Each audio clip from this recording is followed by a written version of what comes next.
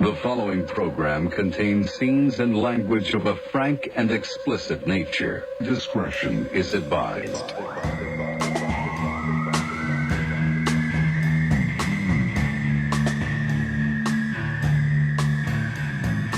Ladies and gentlemen, welcome to episode 78 of Rare Form Radio, coming to you live from Parlor, the new home of Rare Form Radio.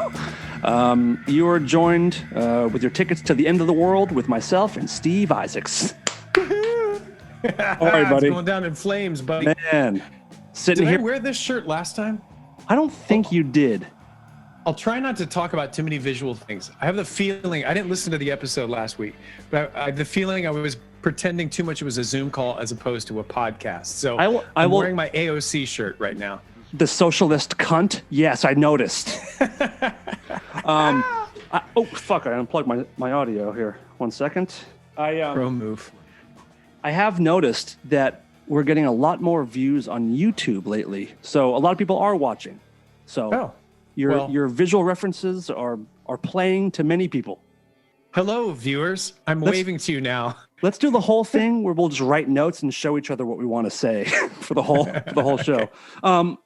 Before we get into stuff, I want to take a second and welcome some new Patreon folks who have decided to support this show in the best way possible financially.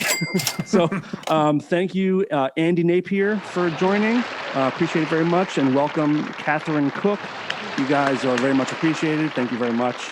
If you guys want to come on to Patreon and support the show, we do some fun shit over there. A couple weeks ago, I recorded an entire hour-long episode on edibles. So that was cool. I took an edible. So this is what I did, Steve. I took an edible, and that was going to be my time limit. So as soon as it like really hit me, I was going to end the episode. And then it hit me, and I forgot to end the episode. So I just kept going and going. But it hit fast, because the whole thing about edibles, back in the day when I had my edibles, unless they're better these days, which is you take it, and you're like, I can't wait for it to hit. I'm super excited. I don't think it's working. And then an hour and a half later, you're like, I can't think, I can't drive, I can't walk. What's my name? Yeah. It's different than that now. I take these gummies, and they hit me in like maybe a half hour or so. Nice. But at the half hour mark, it hit me, and I was like, I can keep going a little bit. And then I got pretty high. And I don't remember what happened towards the end of the show, but I'm sure it was fantastic. I mean, how could it not be? How could it not be? People that are high are always super interesting. So welcome, guys. If you want to join, go to patreon.com/rareformradio. Pick a level that works for you. There's 3 options, and we appreciate you. Steve, how are you, sir? I'm good.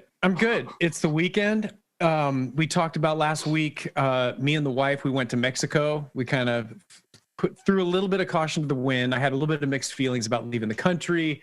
I'd rather make fun and judge people that leave the country during the pandemic. I'd rather be on that side than kind of sneak out and be like, oh, don't post on social, baby, because we're in Mexico. But we had a fucking amazing time. It looked beautiful. It was incredible. And, we wore masks all over the place. The city was like about 50-50. Every time you went, we went to Sayulita in Mexico, which is this little sleepy surfing town with no resorts. And it like, man, I got to show you some more of the pictures. It was like if Disney designed some kind of hippie surf community. There's just trees all over the place. It was like Adventureland. It had this weird kind of almost themed feeling to it, brightly colored buildings, and people were super friendly. No giant, hotels anywhere. It was just kind of houses and villas and places that you could rent. It ruled. Cool. We saw whales. I saw that video. Surfboard. I mean, you guys posted a video of a whale breaching, and it was like, it was so perfectly centered. It was like National Geographic type shit. They kept coming up. I'm like, what are you doing? Like, I love whales. I've never seen whales like that before. I've never seen a successful whale watching thing. I've gone out and been like, where's the fucking whales? And it was just like they kept jumping up as if they were like knew we were there geeking about them. And they're like, oh, would you like another view? Oh, would you like it from this side? It was magical. Part of me thinks that they do know and that they do that. Like in a weird way, I feel like they do like the attention, or they're showing off, or like if they were scared, they would just swim away. But they get close to the boat and they come out near the boat and like, look at me. Like dolphins do that, but you think like dolphins have more like visual contact. Like they go, look, hey, like you definitely get the feeling that dolphins are like performing for you in some kind of way. Yes. But whales are just so big. They're just typically be like, fuck everybody on planet Earth. We don't need any of you. Right. But it seemed like they were like, you know, wanting us to check them out. Do you guys go ahead? Oh, sorry. No, and then we were just about to come back, and then it was, you know, Civil War. It was the do you want a topic change yet or not? Let's get into I'm sitting here right now with a rock hard insurrection erection over the last 3 days. It has been so we're recording this on what, January 8th? Yeah. Okay, so 2 days ago, did. This country experienced something that I haven't had this kind of feeling since 9/11, as far as like a historic moment happening that I was aware of in the moment, and couldn't believe what we watched. I mean, everyone listening by now, you know what's happened, and by the time you hear this, it's going to be, you know, over a week from when this happened. So hopefully you're still here to listen to it, because I don't know what the fuck's going to happen. But okay, so when you guys were heading back, shit was going down. What was up? Yeah, so like the day before we left, and we didn't turn on the TV. We just had internet. You know, we didn't have a TV. Actually, it was great. So we're just, you know, I was paying attention. I was really focused on Georgia. Georgia is about to happen. What the hell? So much hung in the balance with where this country is able to go. Everything. And it was everything. Yeah. Yeah. So I was like, you know, when are the results going to come in? I'm just checking Twitter like nobody's business. And then the next day had that magical Christmas morning feeling, like the week after the election, when it was really like a lock that Biden had it. And we both I had this just amazing, great feeling. And then especially on Twitter and the internet, there was this huge positive feeling. Obviously, because I only follow fucking lefties and you know, progressive folks. And there was just, but let me just say, it really showed the division in our country in one single day, like I have never, ever seen. The first half of the day, I'm scrolling and all I can see is people going, Stacey Abrams, like Abrams. Yeah.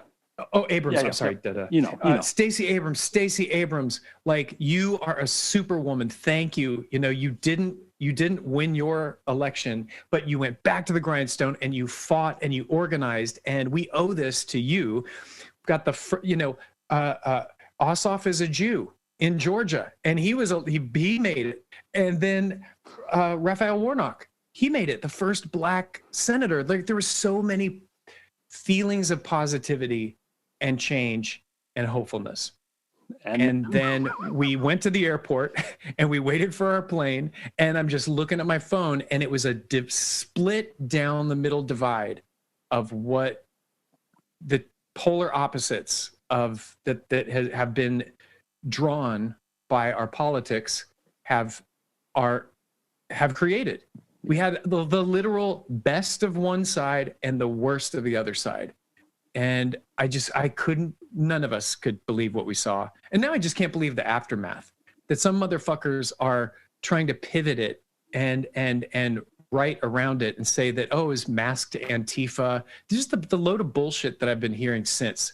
How could you look at that and not know exactly what it was, exactly what happened, and finally say, I can't be with that team anymore. That was wrong. There are people that were murdered in the capital of the seat of our government.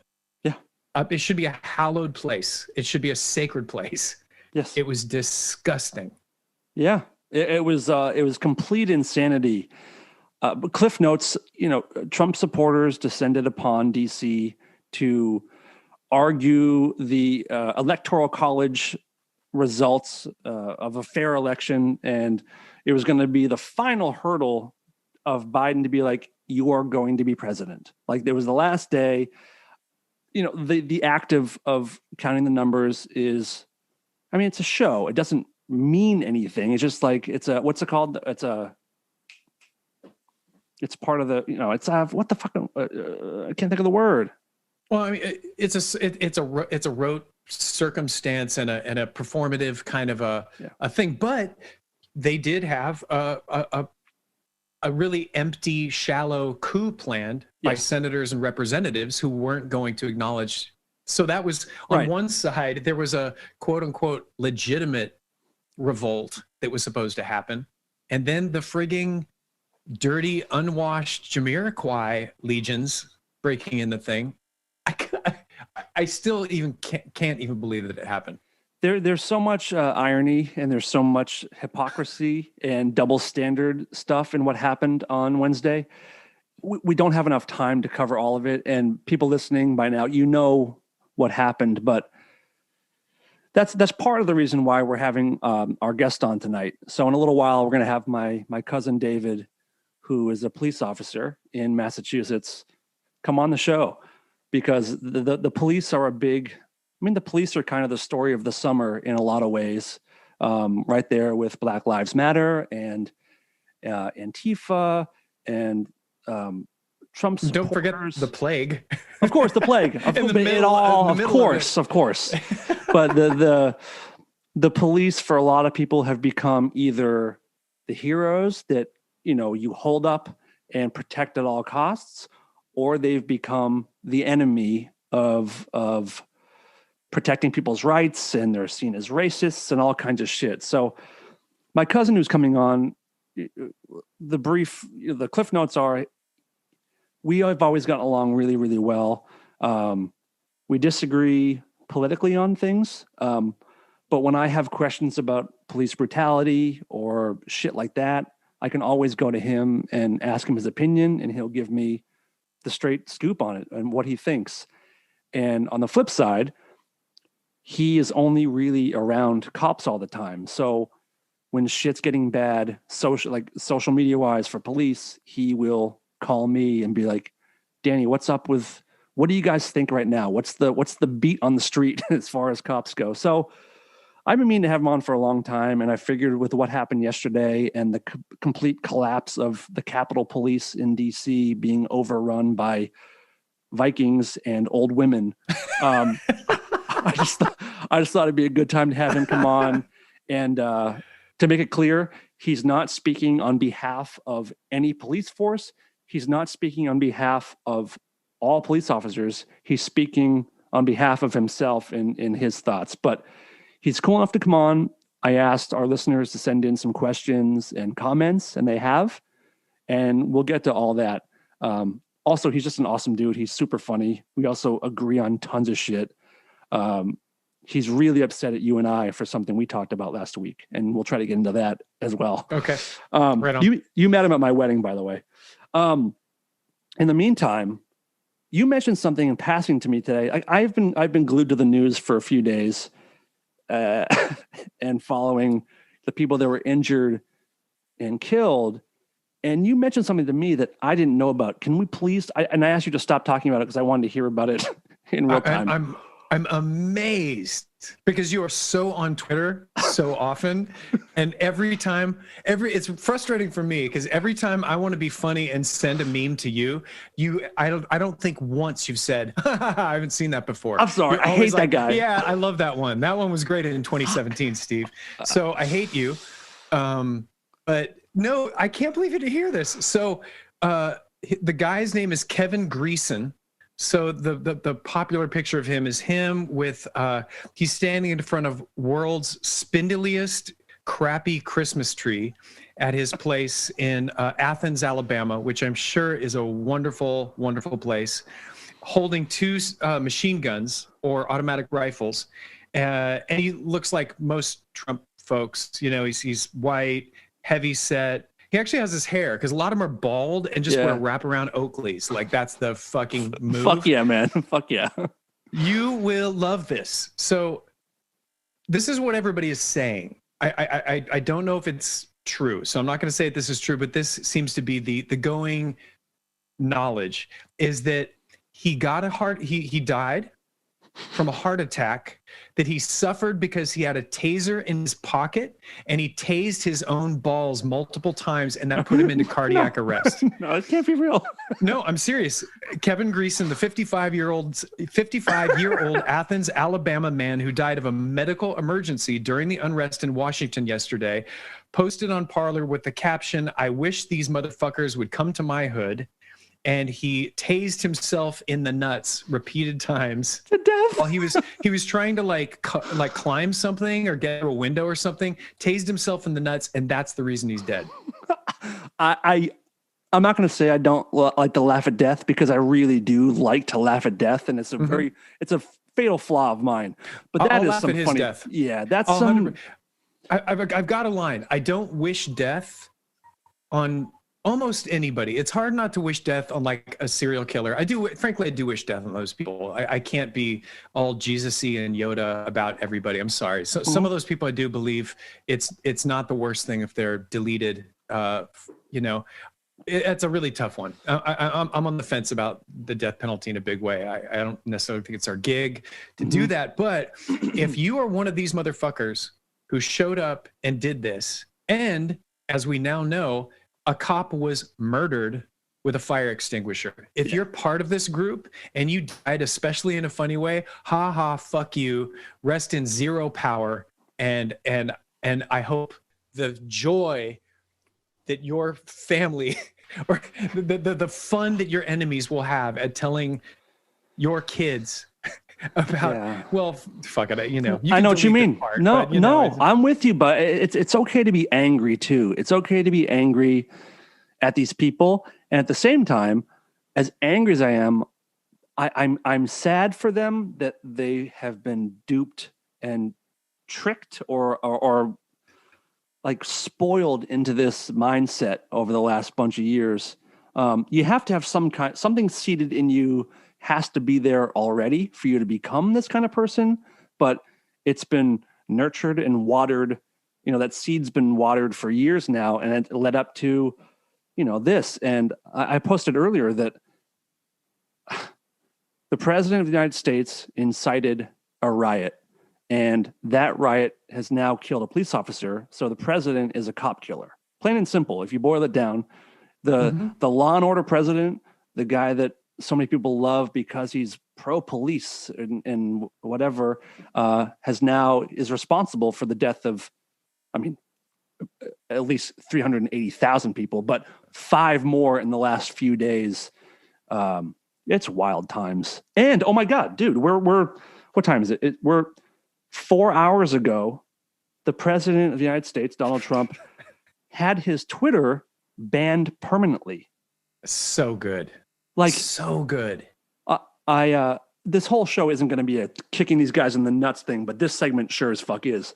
That is like, I have to believe that hurts him way more than losing the presidency. It's gotta hurt really bad. Have you seen him try to get on? Oh, He's yeah. tried to get on twice more now. He tried to get on the in official the POTUS account? president. Yes. And the Team Trump account, and they deleted the tweets in like within a minute. I didn't know the Team Trump one. I'm sure they have all of them flagged. I'm sure as soon as Melania's account posts something about, hey, it's me, Melania, Law and Order. They're like, caps. yeah, of course. Yeah. You'll know. My president's dick is so big. It's crazy times. Like he's been deleted from Twitter forever. Maybe, almost 4 years too late, but it is better late than never, because who knows the damage he could do in the next 10 plus days. He is banned from Instagram permanently and indefinitely from Facebook at the moment, is what I heard. I thought it was indefinitely Instagram and Facebook because it's the same company. But that makes sense. That makes sense. I love it. I love it. It's great. It's nuts. And then Parler, which has become, the underground railroad for conspiracy theorists to spread hate and plan attacks, has been really removed. Intelligent theories. Have you perused the screenshots? Oh my God! Do you follow Parler Takes on Twitter? Yeah. Unbelievable. That's where I get all my Parler information.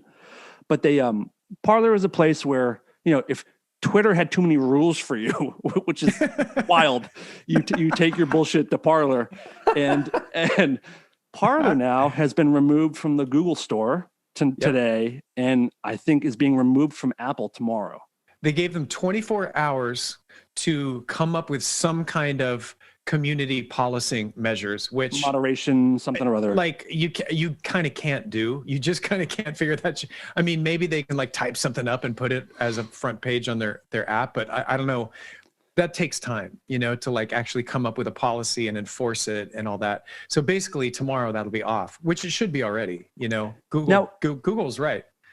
As my own personal Geek Squad, does that mean that the app will cease to work on an iPhone, or you just can't get the app now? That's a good question. I don't know. Like you definitely wouldn't be able to install it, and people wouldn't be able to update it. Mm-hmm. I'm curious if it would deactivate current installs. Interesting. Yeah.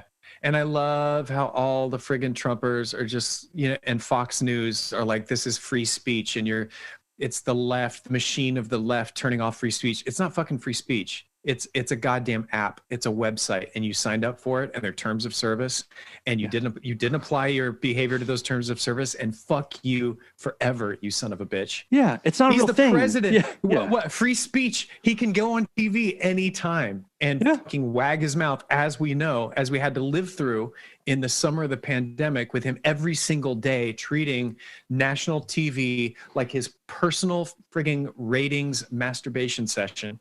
And we had to listen to him freaking just babble about handling something he wasn't handling at all. Oh my God. There's a thing called wait till we're rid of him. There's a thing called terms and service, which is part of every single app. Terms of service, every single app that you get on your phone, it's a thing that you do the check mark on without reading a single word of it. That we all, right. No one's ever read it ever. But it means that they can cancel your account for any reason that they want to. But Twitter is pretty clear about no inciting violence. So it is much too late. And I know that Jack, the guy who runs Twitter, has answered this question a million times about why wasn't it deleted. And but it's finally done. Worse. He definitely has been worse up until this. There have been moments where it was very clearly inciting violence. When the looting starts, the shooting starts. Yeah, that's the big hit. Please, in the name of God, that was a moment to pull the reins back and slap him on the hand really strongly. It never happened. It just didn't happen. Because it's the best thing in the world for their business that we actually had a president who invested in Twitter so much as his core messaging platform to the American people. Everything changed. Trump has changed the presidency forever in a lot of horrible ways, but then also in the transparency. Frankly, I like the Twitter aspect. I thought he was horrible at it, and it exposed what a morally bereft, empathy-free ogre he is. But I like that it did create this sense of transparency and this is exactly what the person is thinking. Sadly, it was him. That's what that was his defense for all these years. You don't take that guy off because it's so important to know exactly what the most powerful man in the world is thinking at all times. And like an idiot, Trump tells you what he's thinking at all times. So for the historic record, I understand keeping it, but that's also why without social media, we wouldn't be here now. But anyway, wild times. Wild times. Do you think he's going to get? Do you think they're going to be able to roll out the impeachment? They're talking about Monday, but if they're really serious, it would be like now. It would be like a weekend thing. Like I think every hour that goes by is wasting time. They're not going to remove him from office before the presidency is over with. But if he is impeached twice, he can no longer hold any kind of job in government, which is the most important aspect. Yeah, so that means and also Secret Service. He doesn't get his Secret Service privileges, which the way this bitch golfs. Yeah. I think there's some level of Secret Service, but it's way minimized. Like it's way minimized, and he's already wasted so much of our money golfing and sending his family to his own resorts, which is just vulgar. Yeah. There's that. He also doesn't get $200,000 a year. There's like a list of things that if you've been impeached twice, that they just like, you don't get the presidential perk package afterward. I mean, which is funny that they have that list because no one's ever been impeached twice ever. So they probably thought like, let's put all this wild shit in there because it's not going to happen. It's not going to happen. No one's that stupid, right? And here we are. Here we are, everybody. Yeah. I really hope by the time you guys listen to this that things are kind of cool. So this show comes out the 14th of January. So he's still president at the moment. So we'll see. We'll see what happens here. Let's take a quick break and let's come back with my cousin David, and have a good conversation. This is going to be loose and open, and I don't know really where it's going to go, but I'm looking forward to it. And Steve, don't hold back if you have any questions or criticisms. He's open to it. And again, thank you everybody who sent in questions. I'll do my best to get to as many as possible. And we will be right back with my cousin David, the police officer. Enjoying the podcast? If you'd like to show support for Rareform, there are a couple of ways. Become a patron at patreon.com/rareformradio. Make a one-time donation or choose from a few subscription levels paid monthly for extra benefits. Those extra benefits include bonus episodes not available to the public, exclusive live streams, more interactions with the gang, along with other special perks that will change over time. Choose your level of donation and know that your contributions go to keeping the show running and growing, paying crews behind the scenes, and just supporting independent artists. That's patreon.com/rareformradio. You can also get Rareform merch by going to rareformradio.threadless.com. T-shirts, hoodies, mugs, all kinds of silly shit. We're constantly adding new things and limited time only goodies. That's rareformradio.threadless.com. You can also help build the show by subscribing, leaving a review, and most importantly, leaving us a rating on iTunes and Spotify, or wherever you get your podcasts. Lastly, follow the show on Twitter and Instagram by searching @RareformRadio. Thanks for supporting independent entertainment. Welcome back, everybody. We are joined now by, you guys know him, you love him, my cousin, David. He likes being called Dave, but I call him David. He calls me Danny. That's what we do. Yeah. How are you, buddy? Good. How are you, bud? Doing pretty good. I mean, all things considered, doing all right. I can imagine, the country's kind of going down the toilet. But...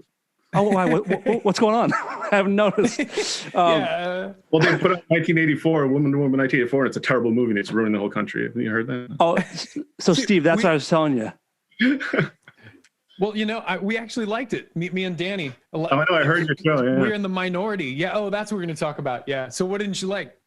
Dude, I thought the actors were phenomenal. The script was crap. And the plot holes that they left, so this guy came back to life. Sorry, I couldn't help it. I had to shut you up. Okay.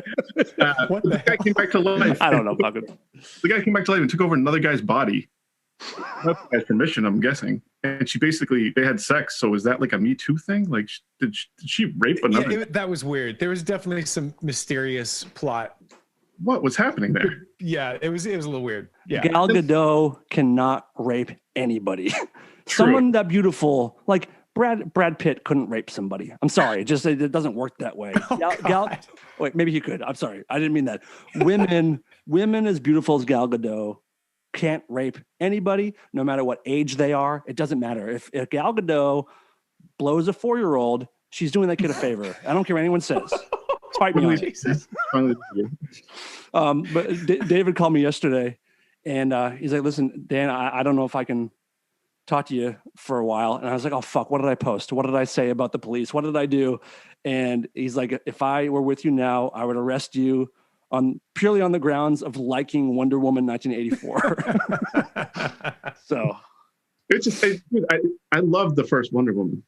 The ending was rough, but dude, I love the character of Wonder Woman. I think Gal Gadot was amazing. The actors were great. The script fucking sucked. Dude, sorry. It was a terrible movie. I mean, I understand what you're saying, but Quentin Tarantino doesn't write superhero movies. They're supposed to be blow them up, beautiful people, end of the world, evil genius. Well, No, but there's good ones and there's bad ones. I don't go down the road where by saying, oh, it's a popcorn movie or it's a superhero movie that they get a pass for having a bad script or having an inept plot. I totally agree with you, but that really didn't bug me. I was like, this is a little weird how they're bringing back Chris Pine. I was a little bit more bugged that she was just so like, she was such a weenie for Chris Pine. Like, I'm supposed to believe that Gal Gadot for 40 years didn't get down with like a whole host of people. She's like hot for decades, and she's like, I just love Chris. I love Captain Kirk, and it's only him. Like, that's bullshit to me. That's when I went, yeah, no. Yeah, it was crap, dude. And then there's just other parts of them. Like the Kristen Wiig character was great until they turned her into whatever monster from the island of Moreau. Do you just come here to say stupid shit or what? I mean, that was the best part. Point. She's got a point. That it was a little Spider-Man 2 with the CG with her flying around a little bit. I mean, I can understand it. Yeah, there was just so many other plot holes that were I can't even bother me. Anyway, let's get back to... Listen, you definitely make a better cop than film critic. I know that for sure. If we be a film critic, I'll be a cop, believe me. So I kind of gave everyone a rundown already of like your and my relationship. You know, we've grown up together since, our entire lives. You know, we spent every holiday together. You were like my younger cousin. And when we were little, you and I weren't super close when we were little. Like we got a lot closer as we got into teenage years. And then as adults, like I'm closer to you now than any of our other cousins. And me too. Same here. It's great. How long have you been a cop for at this point? February will be 13 years. Okay.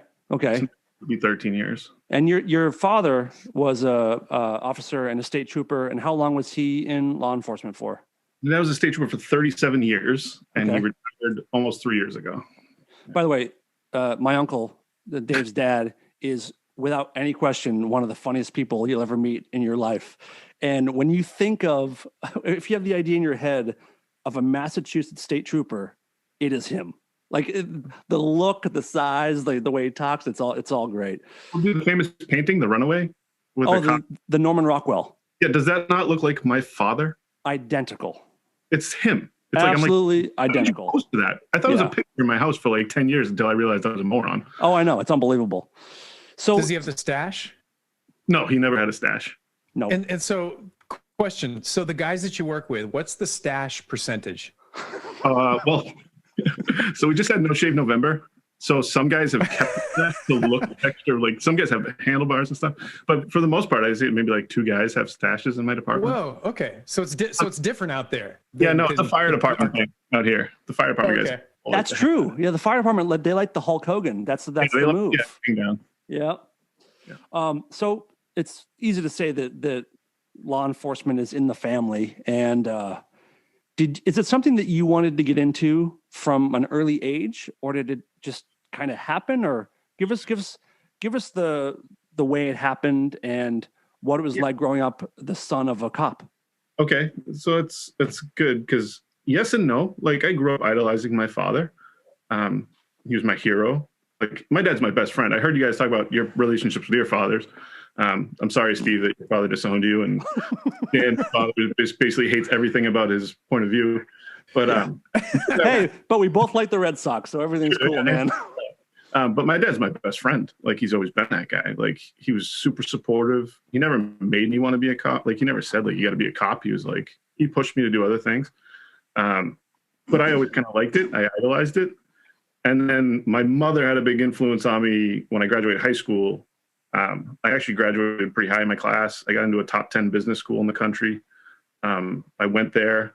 And then my junior year of college, I was totally planning on getting into business. And 9/11 happened.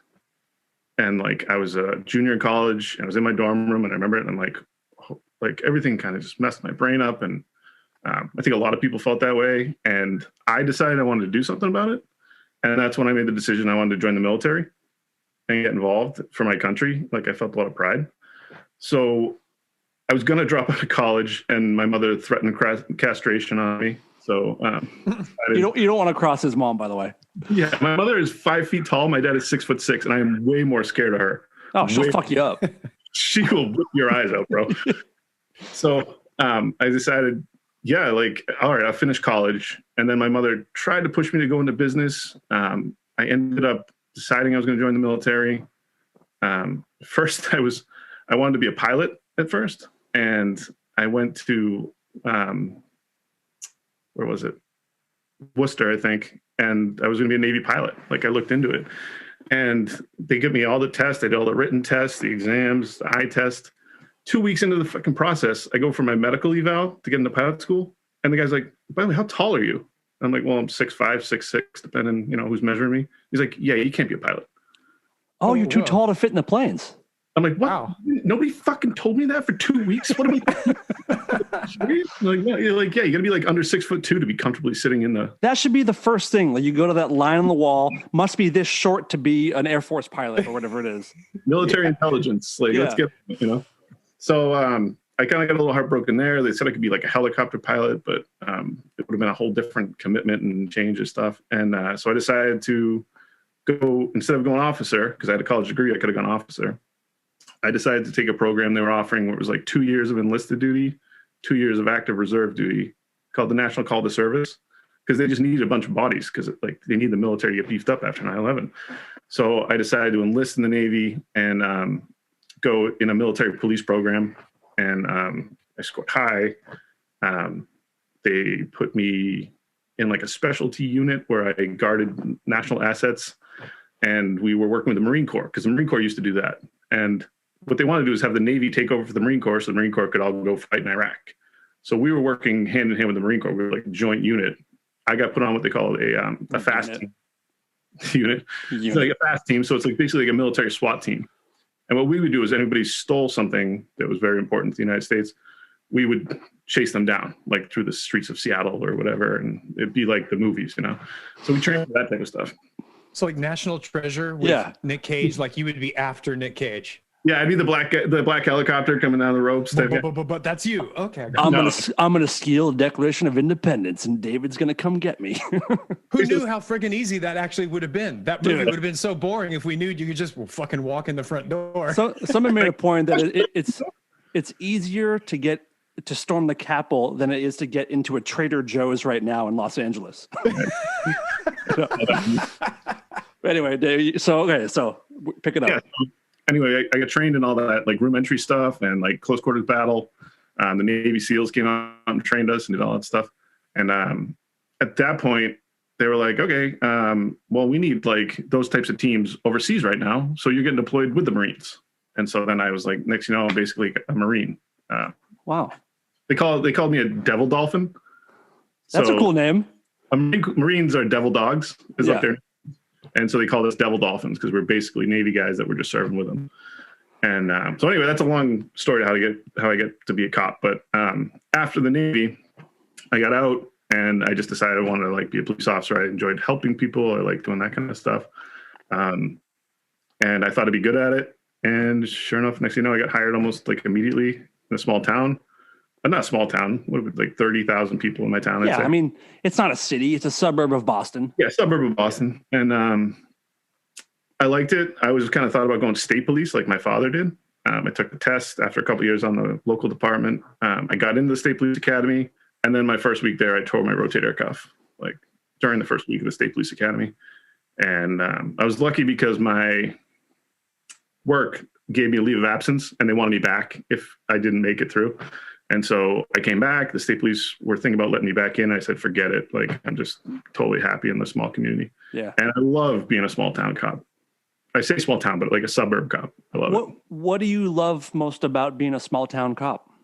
So city guys and state troopers, like they deal with different people every day. Like you don't know anybody. Right. Whereas I have like connections and relationships with the people I serve. Like people invite me over for Thanksgiving and Christmas if they know I'm working.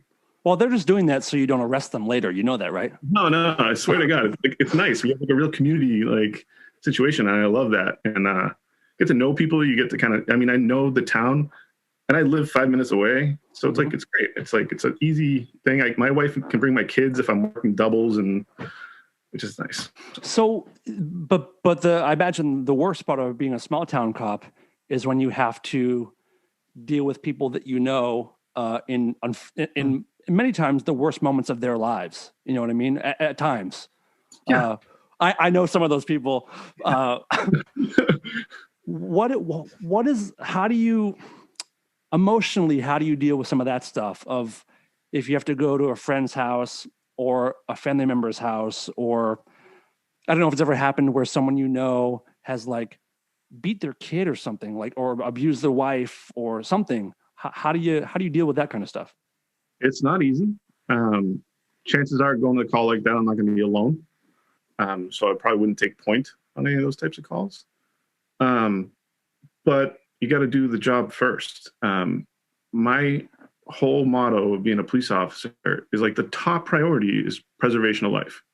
Like that, and then after that, it's making sure everybody's safe, everybody's comfortable, and then solving problems from there. And you have to follow. I mean, the law is the law. I don't love every law. I think some could be better. I think some could be getting rid of. Some have gotten rid of that I don't like. Like the marijuana law was always the dumbest thing I heard in my life. Like people can drink 20 beers and drive out the thing, but a guy smoking a joint in the corner has got to get arrested. It's so stupid. I would imagine any cop would rather deal with someone who's baked out of their fucking mind than drunk on Jägermeister. Dude, I've never had a guy high on marijuana want to fight me. Like, right. But the guy with 6 shots of whiskey, he wants to take a pool cue over my head. Like that's right. Just, it's a little bit easier to deal with a stoner. I don't care. So thank God they changed that law here in Massachusetts. Mm-hmm. Those are the type of things I'm saying, but I have to enforce them because it's my job. I have a family. I'm the a provider for my family. So got to do the job first. Okay. So earlier this summer, of course, everyone knows the George Floyd story, the police officer in Minnesota, unfortunately, killing an unarmed black man who's handcuffed, kneeling on his neck, and killed him. And you were one of the first phone calls that I made because you've always been super open and incredibly honest with your opinions on things. And you and I disagree about things politically and, socially sometimes, but we're always honest. So yeah, I knew I could call you and ask you basically, am I missing something? What's your assessment here? What's your take? And I mean, if you could say, like, what did you say to me when I asked you your take on that situation? I thought it was horrific. I thought it was the worst thing. And I couldn't believe what I was watching. Nobody's trained that way. Nobody's taught that way. To do that to somebody was appalling to me. I could not believe it. It was tragic. I'm not sure if it was race motivated, but I don't care who it was. You can't do anything like that ever. It's awful. And like I've told you forever, the rules are when the cuffs go on to a suspect, the cops come off. You get off the person once you handcuff them. There's no. That's what you said to me. Like you said, if you're struggling with someone and you put the cuffs on, the fight's over. You won. Like we're good. There's no reason to throw any more shots or do anything else to hurt anybody. The only reason to hurt somebody is to gain compliance, to get them to stop doing whatever thing they're doing wrong. Right. Once you go beyond that, then you shouldn't be a cop. Sure. What is the fallout? I mean, I would assume that your life has changed, or at least the way your interactions with people that you pull over or have issues with has changed drastically since then. I'm assuming, I don't know. I actually haven't asked you that. Has your life changed since George Floyd in particular? Well, a lot more people are being vocal, and I 100% approve of that. I've fought for this country so people have the right to express how they feel. I'm more than happy to have a conversation with anybody. Like I came onto this show not because I want to be out there in the world, but because I really want to try to promote some kind of conversation. Because like I told you, Dan, like people that know me I hang around with people that know me and other cops, and none of them tell me what you tell me because they either know I'm a cop, they don't want to like get into an argument with me or hurt my feelings or whatever. And cops think the same way other cops do. So when I hear perspectives from other people, all it does is make me grow and make me either think about something or appreciate it, or at least understand where people are coming from. But then when it comes to, there are people that don't express their feelings the right way. Like we can't have a conversation. They have to scream things at you or throw things at you or attack you or assault you. And there's just no winning it that way. Like both sides of whatever political aisle you're on. It's wrong. I agree. does not solve any of those issues. It's stuff like this that will help get things better. You got to talk. Like, it's just number one. That's the biggest reason I appreciate you being here. I really skipped your question, but yes, it's changed. It's way more tense. I've never seen it like this. My father, who was a cop for 37 years, has never seen it like this. There's real hatred when they don't know me.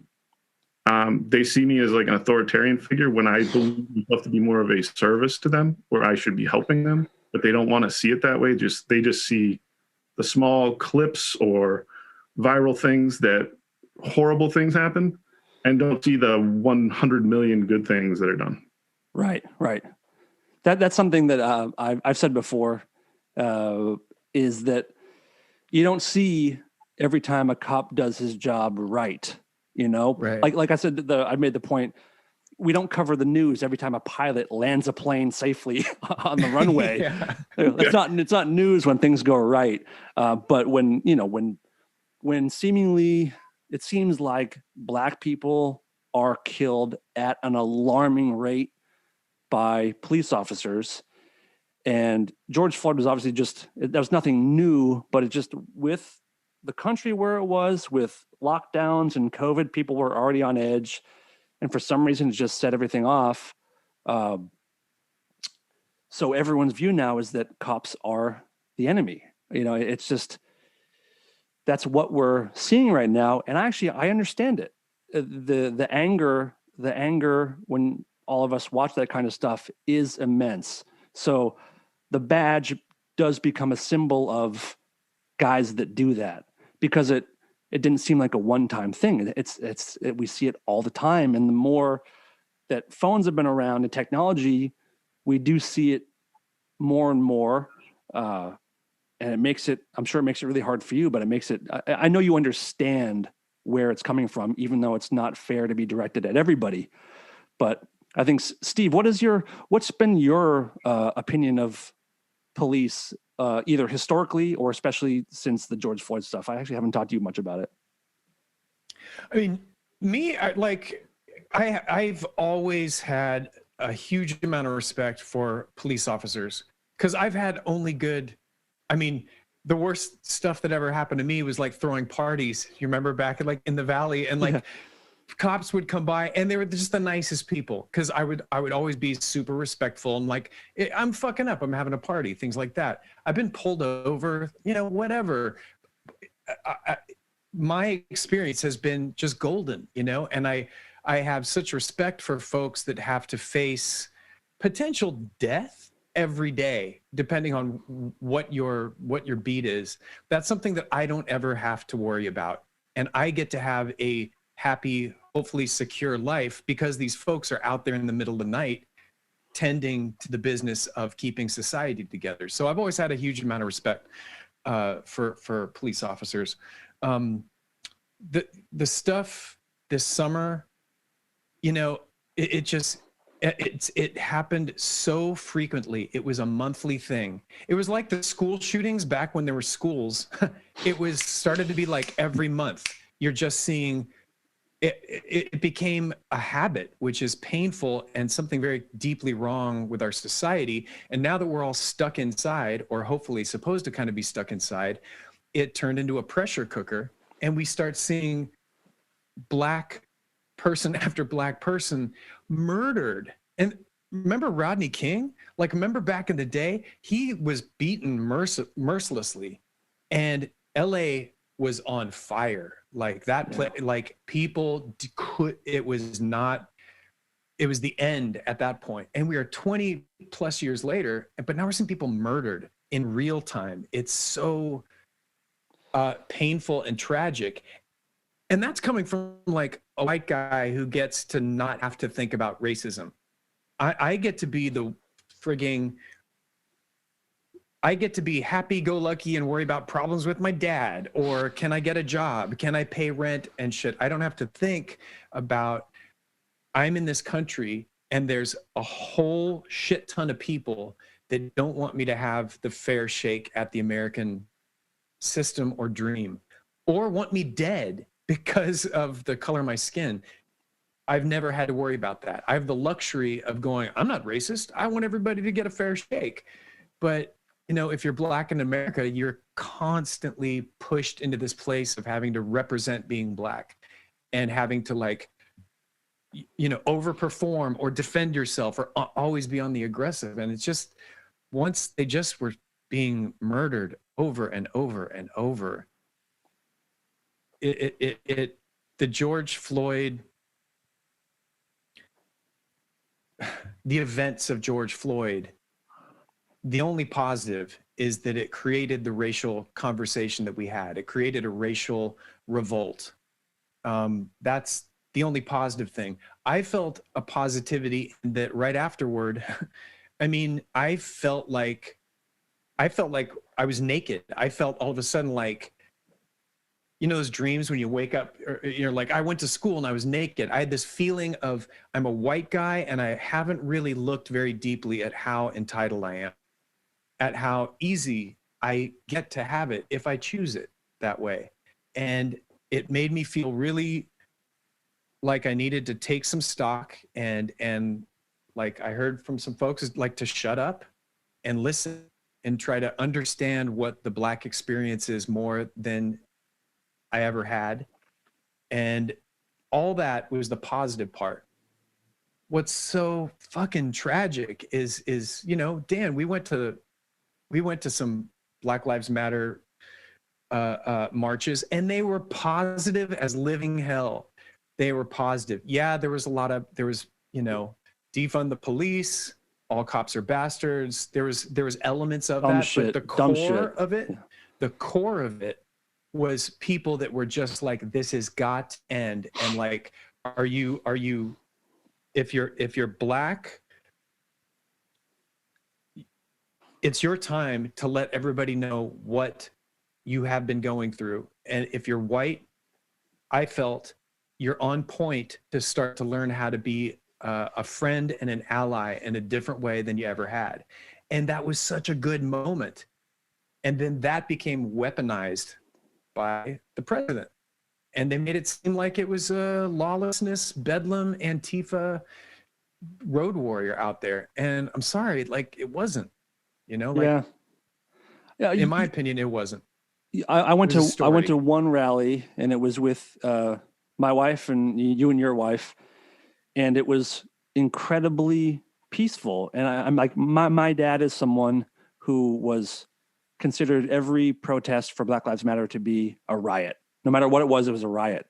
So there was a part when we were all kind of kneeling. Everything was silent. It was peaceful. Town hall behind us had a bunch of cops that were on the stairs, just kind of hanging out. Everyone was being cool. Everyone, like, the cops were being cool. We were all being cool. Yeah. And I sent my dad a 360 video of, like, does this look like chaos and a riot to you? I mean, not to say that there wasn't rioting and looting, and that stuff was unforgivable and awful, but the majority of it was pretty calm. And at the end of that, Steve, we split up. So you guys went your way, we went our way.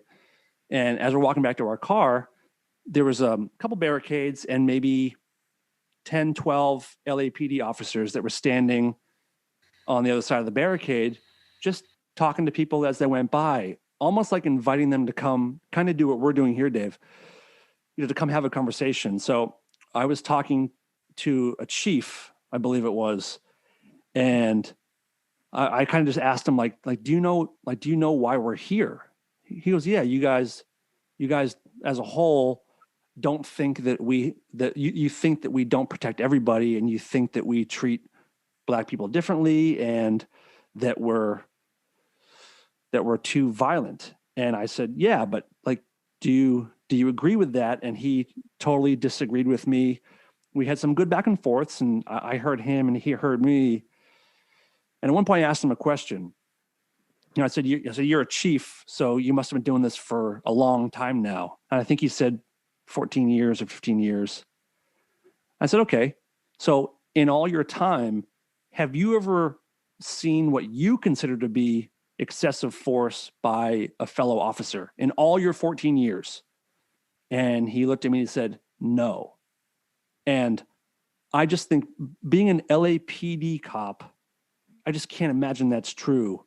like how many people you must work with, how many times there's been 10, 12 cops attending to one situation.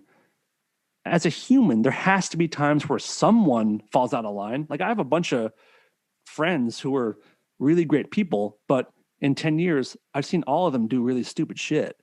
And this guy said to me, he's never seen a cop use excessive force. And I told him, you're full of shit. There's no way that's true. You don't know that, Dan. You might be right. Let me finish that because I want to hear from you. And his partner was next to him. And I said, you're his partner, right? He goes, yeah. I said, how long have you been a cop? And he said, 11 years.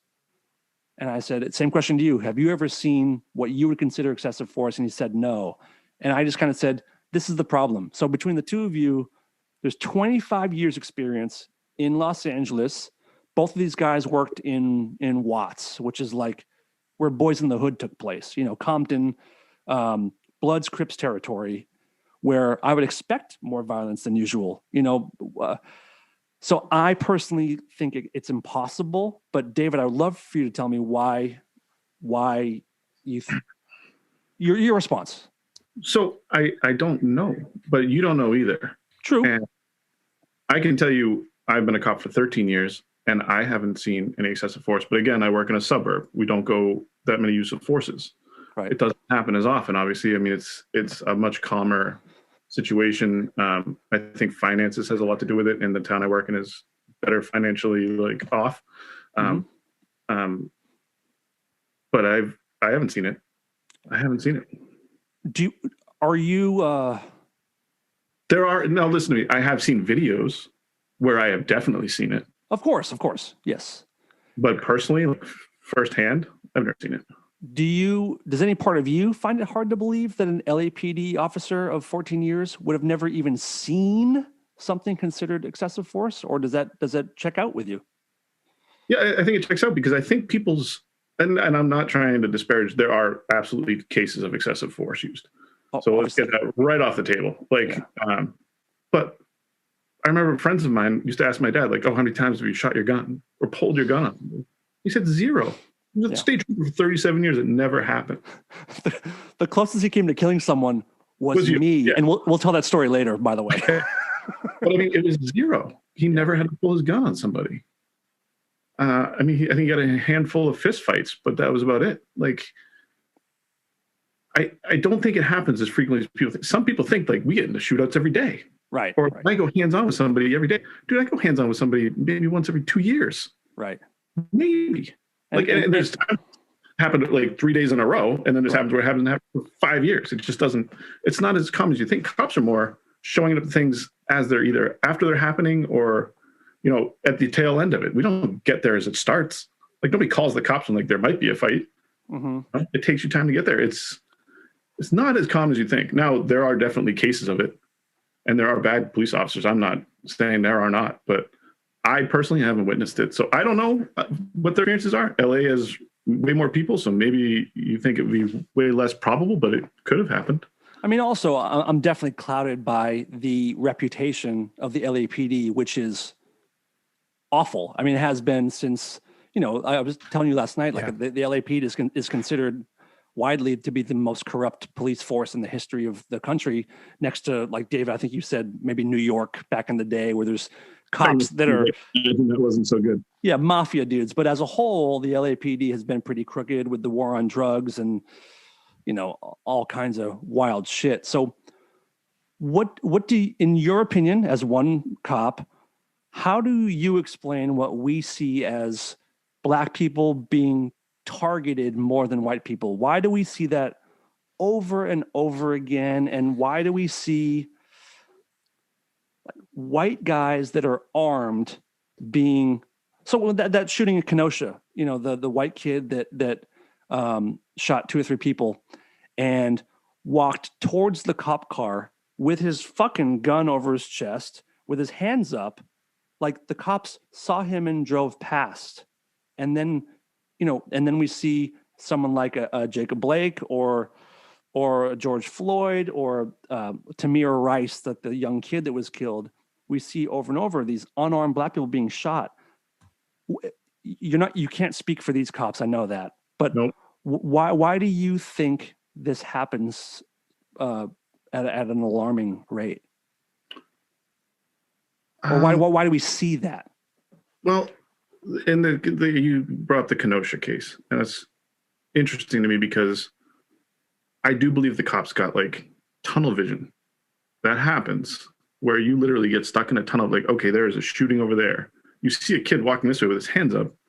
You immediately discard the threat. You know, but he had a fucking rifle. Right, but he had his hands up when he walked towards the cops. But isn't it also, also it was a black dude? But it was a black dude with a gun walking with his hands up. Would that have been the same? It has. I can't speak for the cops, but I would have felt the same way about it because it's not a threat at the moment. Whereas I'm looking at the shooting. That's where I got to get to. There's something happening right there. Like I said, my goal is preservation of life.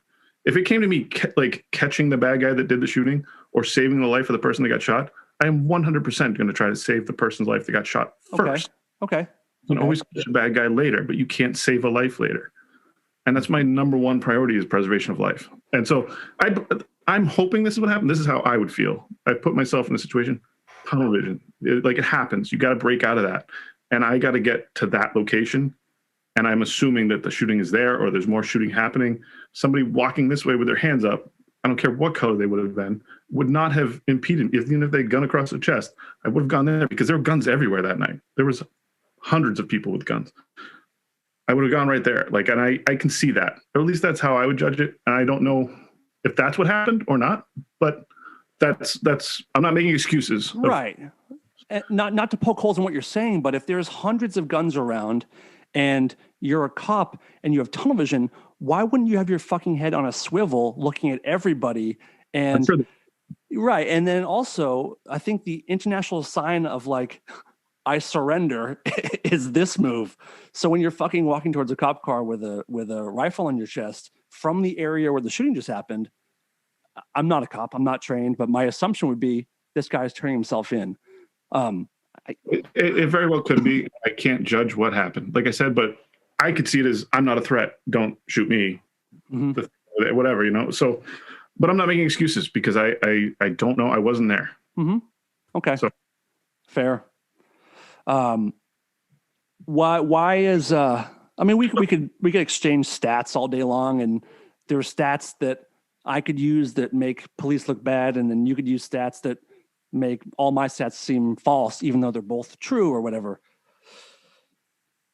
Do you think, in your opinion, that these shootings are not racially motivated, like they're hunting black people? Because I don't believe that, but in your gut, do you think that police are more wary of pulling over black drivers, approaching black teens? Is it just all about poverty, or is it race, or is it poverty and race? I mean, poverty and race is completely mixed, in my opinion. That's why it seems like, prisons are predominantly black, because impoverished neighborhoods of cities are predominantly black, and that is due to racism, in my opinion. In my opinion, it's hard to argue, but maybe it can be argued. So what is your take on the seemingly alarming disparity between white people being either shot or harassed and black people? What do you think? Like you said, I don't know. The stats, like you said, there's stats everywhere. Like I've read Washington Journal stats that I believe like 53% of the homicides are committed by one race of people. Mm-hmm. And 60% of robberies are committed by one race of people, where they're a minority in the population. So violent crime, but those are stats, and I don't know how accurate they are. I've heard different stories. I'm not trying to make that assumption. I don't judge anybody by the color of skin, the sex they are, the race, it doesn't matter to me. It's criminal activity and suspect behavior are my two biggest determining levels of force. That's when I decide. That's how I decide what level of force I have to use if I get there. It's what the criminal activity was. If it was a shoplifting, I'm not going in expecting to throw blows. But if it's a domestic violence that's still ongoing, then you got to be more prepared for use of force. So it's criminal behavior and suspect behavior, and that's how I judge it. But I can't speak for others. So I guarantee there are definitely also out there that have biases, probably unrecognized biases. what are those conversations like, without divulging anything that you can't, but after a George Floyd situation, do you guys, is there meetings amongst we have roll calls. We have what we call roll call before you go out on shift, and yeah, we talk about it, and I think you have to. And I haven't met a single cop that thought what happened to George Floyd was right. We all condemned it. Police departments across Massachusetts put out statements. They weren't involved. It was in Minnesota. We're Massachusetts. But we all can agree that was unacceptable, horrific, and did not have to happen that way. Yeah. So we talk about what should we do if someone's having a medical emergency in handcuffs, and we try to learn and make it better so it doesn't happen again. Like that's the primary. Oh, that kind of leads into a question I want to ask later, but about this idea of police reform. And I'm curious, like, what would that? First of all, are you for it? What the fuck does that mean? Where do you think things could be improved to help in these things? Other alternatives as far as what lethal force can be used, and when? I don't even want to talk about defund the police because it's so stupid to me. Unless Steve, something you want to talk about with defund the police, I just feel like it's kind of a silly idea. But well, I want to ask you about that. I think that taglines aren't our friend because they don't express at all it's a complexity of it's a bad slogan. I always thought it was a bad slogan. I do understand the folks to a degree, as much as I'm capable of, the idea of that, like, there's something rotten in the DNA, in the core of how untouchable a police officer can be in certain situations, and that the bad apples can go crazy and do what they're going to do. And we're only seeing some stuff on video. I mean, come on. Right now there are, for sure. I'm not denying there's that. Crazy stuff happening. And defund the police was catchy because it sounds so extreme. I'm with Dan largely in that it sounds naive, but then in talking with folks, it sounded like what I responded to was the idea that we're asking police officers to do way too much. They either have to show up when there is a domestic dispute and you have to somehow be like a mediator between a frigging, drunk husband and wife who are trying to kill each other, or you have to, try to dodge bullets when someone's robbing a bank, or you have to get a fucking cat out of a tree. There's a huge range that our system is not acknowledging that humans are really complex, and we are forcing police officers into this having to do way too much for way too many people, and it's having a backlash. And that backlash is these public vicious murders that we saw month after month, that we're asking them to do too much. So what my read on defund the police was more restructure the police and find different ways of allocating their power in a way that was constructive and minimizing all this other shit that they are forced to do, like having social services be involved with policing, with law enforcement. Like, what do you think about that? So I could tell you probably 99% of the cops in the world, if you told them social workers were going to take over mental health calls, would be like, okay, thank you. Like, if you were going to have marriage counselors take over domestic violence calls, they'd be like, yeah, thank you. But the defunding aspect, it sounds like you want to take money from us to penalize us and give it to somebody else. If you are reallocating funds to provide more services that we no longer would have to deal with, it'd be a better way of saying it. You know what I mean? You're right. I wear a million hats, dude. I'm a marriage counselor. I'm a social worker. I'm a teacher. I'm Rambo. I've got to be every little thing in the world. But please don't stop me from being able to, like, take cats out of trees. Like, that's my favorite thing in the world. Like, I love, like, little things for people. Like, I got called to an old lady's house, and it was she got like a scam report. Somebody tried to scam her out of money on the phone, one of those telecalls. And then as I walk out, she flipped on the garage light and it's not working. And she's like, oh, my garage light's out. You know, I'm like, well, I'm tall. I can reach it. You want me to get it for you? And like, it made her weak because she was going to call like a handyman who was going to charge her $50 to come change a light bulb. But it was like my favorite thing in the world. I'm like, dude, I made this lady's week. And she wrote a letter to the police department, to the chief, and like baked us cookies and sent them over. Like I made her day. And I was like, that's the type of shit I love. Like I love that stuff. Like if I find a 7-year-old kid crying and his dog ran away, and if I find that dog, like that's the best day in the world for being a police officer. You're Superman. Well, dude, to him, it's like I'm his hero. And that's a great, easy thing I can do, and I love it. But that's not every call that we go on. I go to horrific things. I see horrific things. And we're people, too. Like, I take this stuff home. Like, Danny can tell you if we don't get into it, but I had a call a couple years ago that was absolutely tragic and horrific, and it messed me up. Like, I was messed up from it. It was the worst thing I've ever seen in my life. I would love for you to tell the story quickly if you could, because it's an important one. And people also need to understand that every time you go on a call, I assume every time you go to a call or walk up to a car, you, in the back of your head, you're like, is this the last time I approach a car or a house? Right.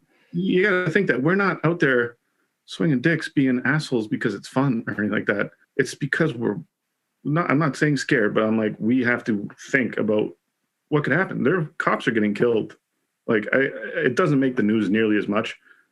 But my friend, who I went to the police academy with, I sat right next to him.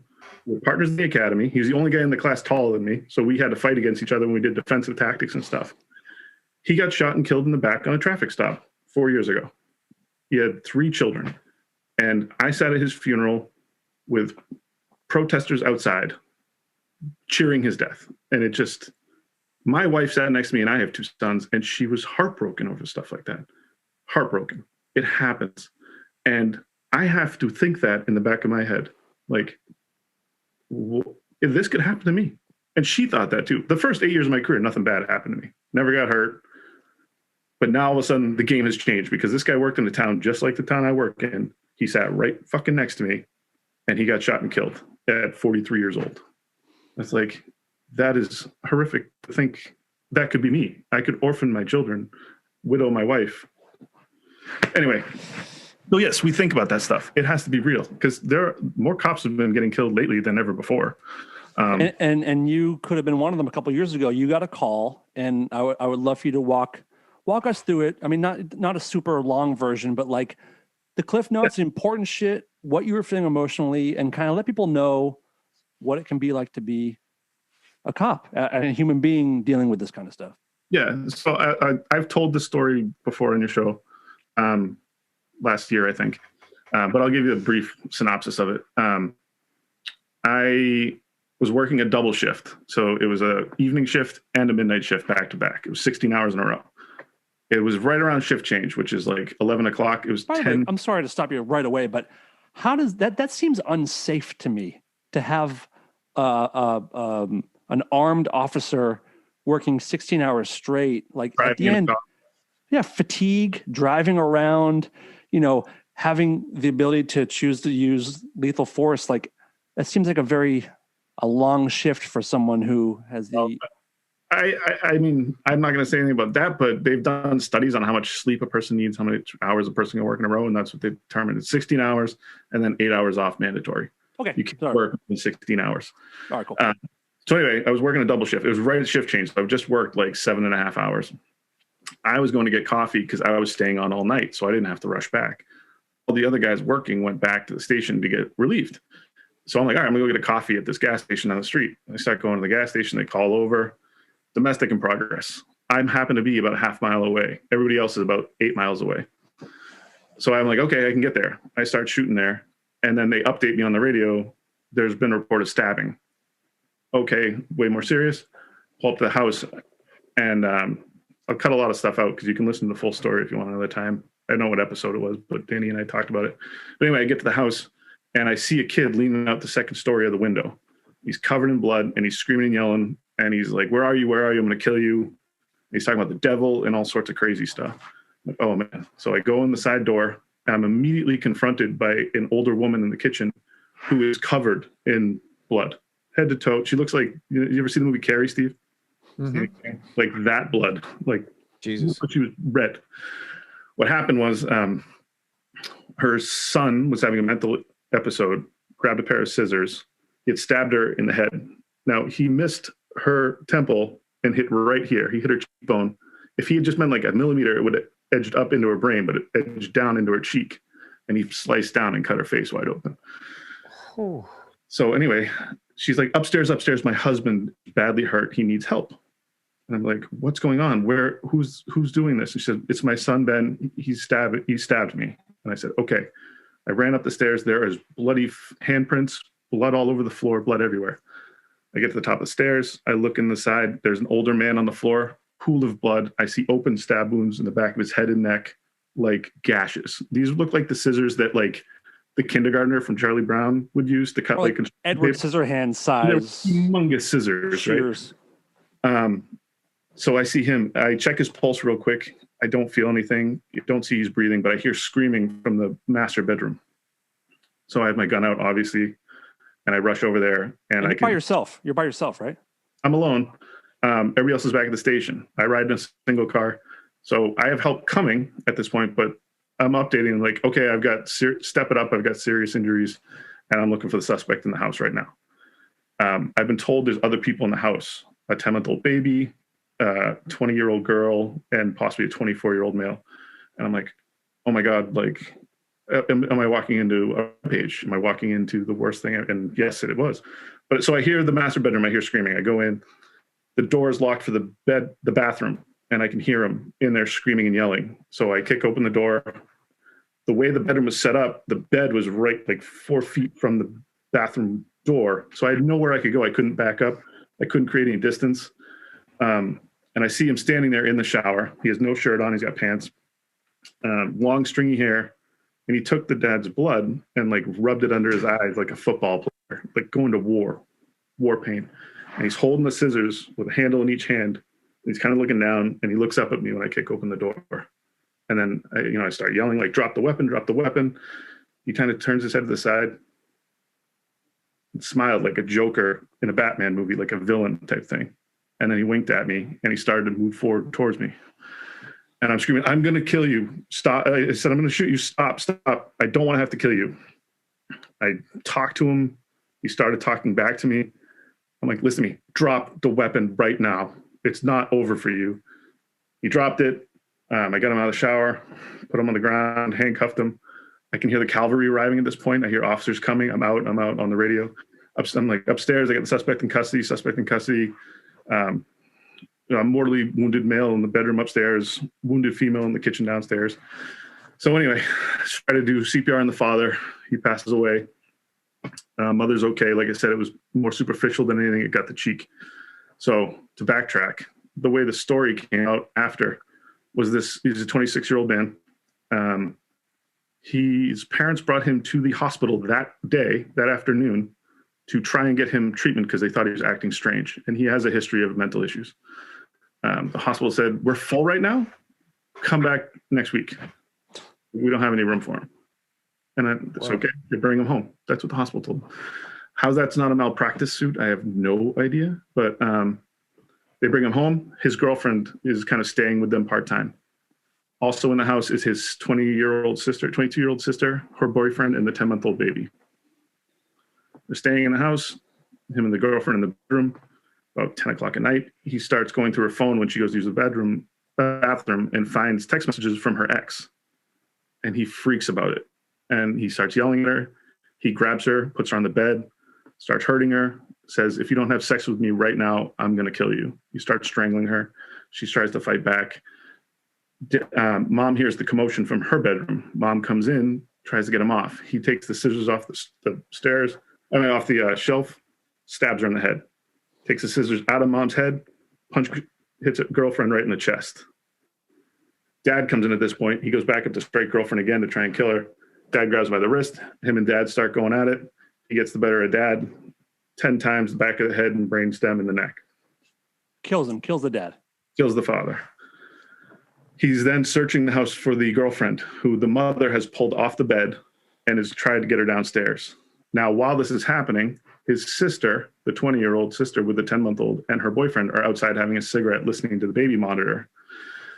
they hear the commotion, and thank God for the boyfriend, because he was kind of like Johnny on the spot. He ran in to go get the baby. He ran in, grabbed the baby. On his way out, he saw mom taking girlfriend out of the bedroom. He said, come on, we got to go. We got to go. Mom says she's not leaving her husband. He takes the girlfriend who was stabbed in the chest, throws her like up kind of on his shoulder a little bit, and gets her and the baby out to the car and starts driving on the road. When they get intercepted by me, and they tell me what's going on in the house. So that's pretty much the story. Jesus. So let me ask you, like when he's holding the scissors and starts coming towards you, at that moment, are you within your rights to shoot him? Yes. Yeah, I would definitely. I mean, yeah, I've been told by every use of force instructor I've dealt with, you could have shot him, and they've told me I absolutely would have. Because the situation was so tenable. He just committed multiple violent felonies with a weapon that he was still holding. He obviously was not caring for life, limb, or property. He was still searching for someone to kill, and he was threatening me, with my life. And I was in a tight spot. Like I said, the bed was backed right up, so I had nowhere. I couldn't create space. I couldn't close the door the way it had opened. Like I couldn't get through it. He was really close to me. But I was still worried. Like I said, I was worried there was a 10-month-old in the house. I was worried it could be in the room that I was in. I had no idea. If I let him get out of this room, who's he going to hurt?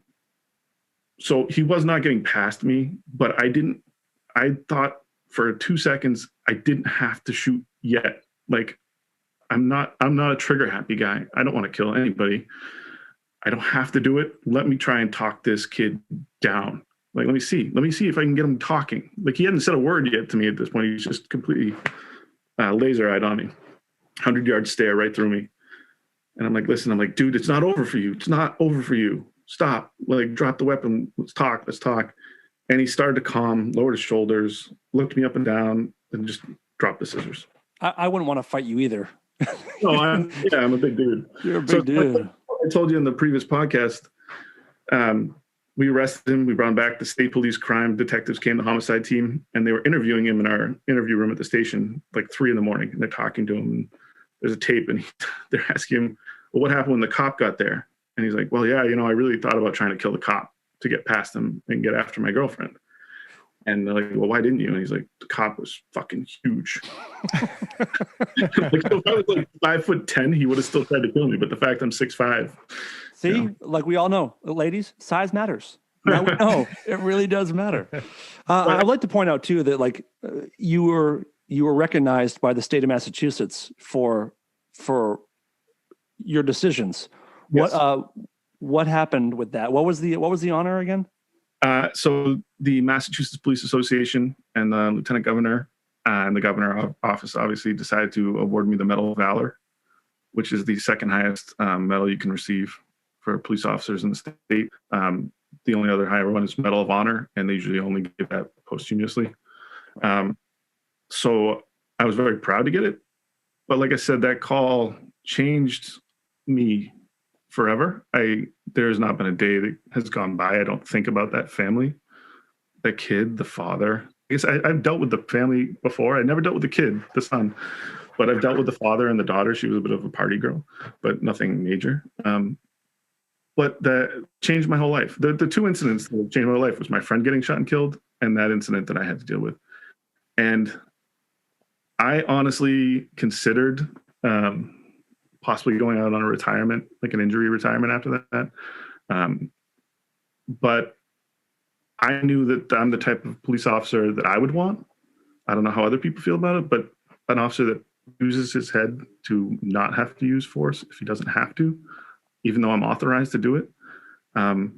You need people like that. And I thankfully work with everybody I work with is like that, where they are calm and they use their head and we all have the same goal, which is to serve people, not to ruin anybody's life. And I didn't want to, this kid is a son, he's an uncle, brother. I didn't want anybody else to lose their life if they didn't have to. And I luckily was able to have it come out that way. You and I had a couple private conversations after that. And we can cut it out if you want me to say this, but you talked to me about possibly wanting to like not do this anymore because of that and because of the state of the police force and the public perception right now. And I kind of, in a way, begged you to not do that, because talking to you and knowing you, and from the time you were a little kid to now, you're a super sweet and like emotional person. Like really, like you are. Like I hope the people that you pull over don't hear this, but like you're a very good human being. And I do want people to know that like cops are not these, in general, are not this militant KKK closeted wild Yosemite Sam motherfuckers. Those guys are out there, but there are people like you that I do think there's more of you than there's the bad ones. Yep. But the issue is that people like you don't speak out enough with those guys that are fuck ups. Like doesn't seem like there's a lot of accountability amongst like this idea of like, I've heard that. It's called like the thin blue line is what, of course, which is like this brotherhood. It's like this loyal, right. And I can tell you right now, my personal opinion is nobody hates a bad cop more than a good cop. Because all you're doing is ruining my career, my reputation, my life. That's the biggest thing you're doing. A bad cop only ruins my reputation, and I don't want them. I don't want them working with police. We hear that from you guys all the time. I'm saying you guys. I am putting you in a group now, but like we hear that all the time, and those words are wonderful. They really are great. If that's true, why don't more cops speak up about the fuckers that are out there living like wild men? Or that if someone does... I don't think what you're saying is happening as often as you think it does. There are definitely bad cops out there, and there are cops that do not speak up. I'm not saying that's not the case, but I've never had that approach to me, and I don't know anybody that has been put in that kind of situation. I'm not saying it doesn't happen, but I don't know of it. I worry that like the stuff that we see on TV where cops do make a comment on it, would they have if someone wasn't caught, if they weren't busted, being caught? Are there private conversations that happen where other officers turn in crooked cops or whatever? I think you're the one that told me that if a cop is reprimanded, it's never public. Like the public doesn't. Did you tell me that? No. Okay. Look at these officers that have committed the murders and like the bad thing. They're being tried for murder. No, I know that. But I guess what I think, they're not working or on suspended paid leave or anything like that. I will tell you one thing the public wants is to know that people are being reprimanded, to know like if there's that's a big thing. No, and I get that. In our department is that too. Transparency is key. You need public transparency. Yeah. We have to open up to these people because the secrecy doesn't help us at all. Yeah. None of that helps us. Like information is important, and you should put this out. And these departments that are ahead of the times now and releasing body cam footage of incidents just to get it out there to quell the public perception of not knowing what happened, and then that's how rumors start. It's key. You have to be honest with people. Body cams are such an important thing, and I've asked you about them. Like there was a shooting a few months ago in San Diego, and immediately I think it was a black dude was killed by police, and people lost their minds. It was like a month or so after George Floyd. People went through the roof, like murder. These cops are murderers. And then the next morning, San Diego PD or whatever released body cam footage of the dude pulling a gun, pointing it, and then he got shot. And that 2 rounds first too, right? He might have, but either way, like he pulled a gun, he pointed it. If you do that, you get shot. I understand that, but like body cams can solve all this stuff for good or bad. Like it can either prove that a cop made a fatal mistake or prove that he was within his rights. And I asked you before, why doesn't every cop have body cam footage? And what was your response? So body cameras themselves are not super expensive. Certain people are asking to defund the police and give us less money. But to store the footage of a body cam thing costs some departments millions because the storage fees are astronomical. But every officer, 24 hours a day, or 8 hours a day, I should say, for each officer, at least, all having to be stored as possible evidence, possible, so the amount that data takes up is astronomical. There's studies on it. Like departments have gotten them and given them up because they couldn't afford, the cost of them. The other problem is certain organizations like the ACLU is against body cameras now. They were one of the biggest proponents, but then when footage started coming out showing officers were doing the right thing, or that some people had made up false accusations against police officers, they realized that it's better to have no evidence than to have it go the other. I'm not saying body cameras haven't caught officers doing bad things, because that's definitely true. Of course. But the other issue, and don't get me wrong, I'm a proponent for body cameras because I know I do the right thing, and I'd love to be able to be like, nope, see, this is what happened, not right. Whatever that was said is not true. The video doesn't lie. So I'm a proponent for them, but I see why the costs are so high. But the other problem it does is it takes away, officers have a thing called discretion, where we can decide, like, hey, we pull somebody over, they're a good person, they have nothing on their record, they have no history of traffic problems, and it's the dad trying to get home to see his kid before the kid goes to sleep, and he was speeding a little bit. You don't have to write tickets. I'm sure you guys have been pulled over and not been given a ticket. Dude, I got pulled over once when I first moved to LA. I don't know my thoughts on white privilege. I used to think it was really stupid, but I'm starting to think, obviously it's a thing, but I was pulled over in LA for having a taillight out. Starting to think. I forever, I was like, it's like, I didn't quite get what it was. Now I do. And it's totally a real thing. This cop pulls me over and I still had my Massachusetts license, and I had a taillight out or something. And the guy got, license registration. I give it to him. He goes, "You from Massachusetts?" I'm like, "Yeah." He goes, "Me too, brother." He goes, I'm not gonna worry about the taillight. My name's Ken Hurley. Here's my business card. You ever need anything, you let me know. Like that's how it works for a white dude to get pulled over by a white cop in a lot of people's minds. Like if I were black, I'm not getting that fucking dude's business card to come to barbecues and shit. I'll tell you who I give that type of thing to is veterans. Yeah. Okay. And I've done it with veterans of every race, where I'm like, "Oh, you're a veteran, you're new here. Like, here's my card. You ever need anything, let me know." Right. And I've had to take it up from all races. Mm-hmm. I don't care. If you're racist, you're an idiot. It's just the dumbest thing I've ever heard of. You cannot. I want everybody treated equally, and it doesn't happen in this country. I know that, but I'm trying to change that, and I hope every officer that works is trying to change that. Do you think that being a cop for a long time can? Does it change your opinion of society and your fellow man and neighbor? Yeah, absolutely. Absolutely. So bad. Does that it's bad. Does that weigh into some of these situations that we see? Like where, I mean, obviously a cop's job to me is your whole job is to be lied to all day, every day by every person that you talk to. Yeah. You walk up to them. First of all, you're nervous that they might hurt you. You're nervous they might pull a gun on you and start firing before you even get to the fucking window.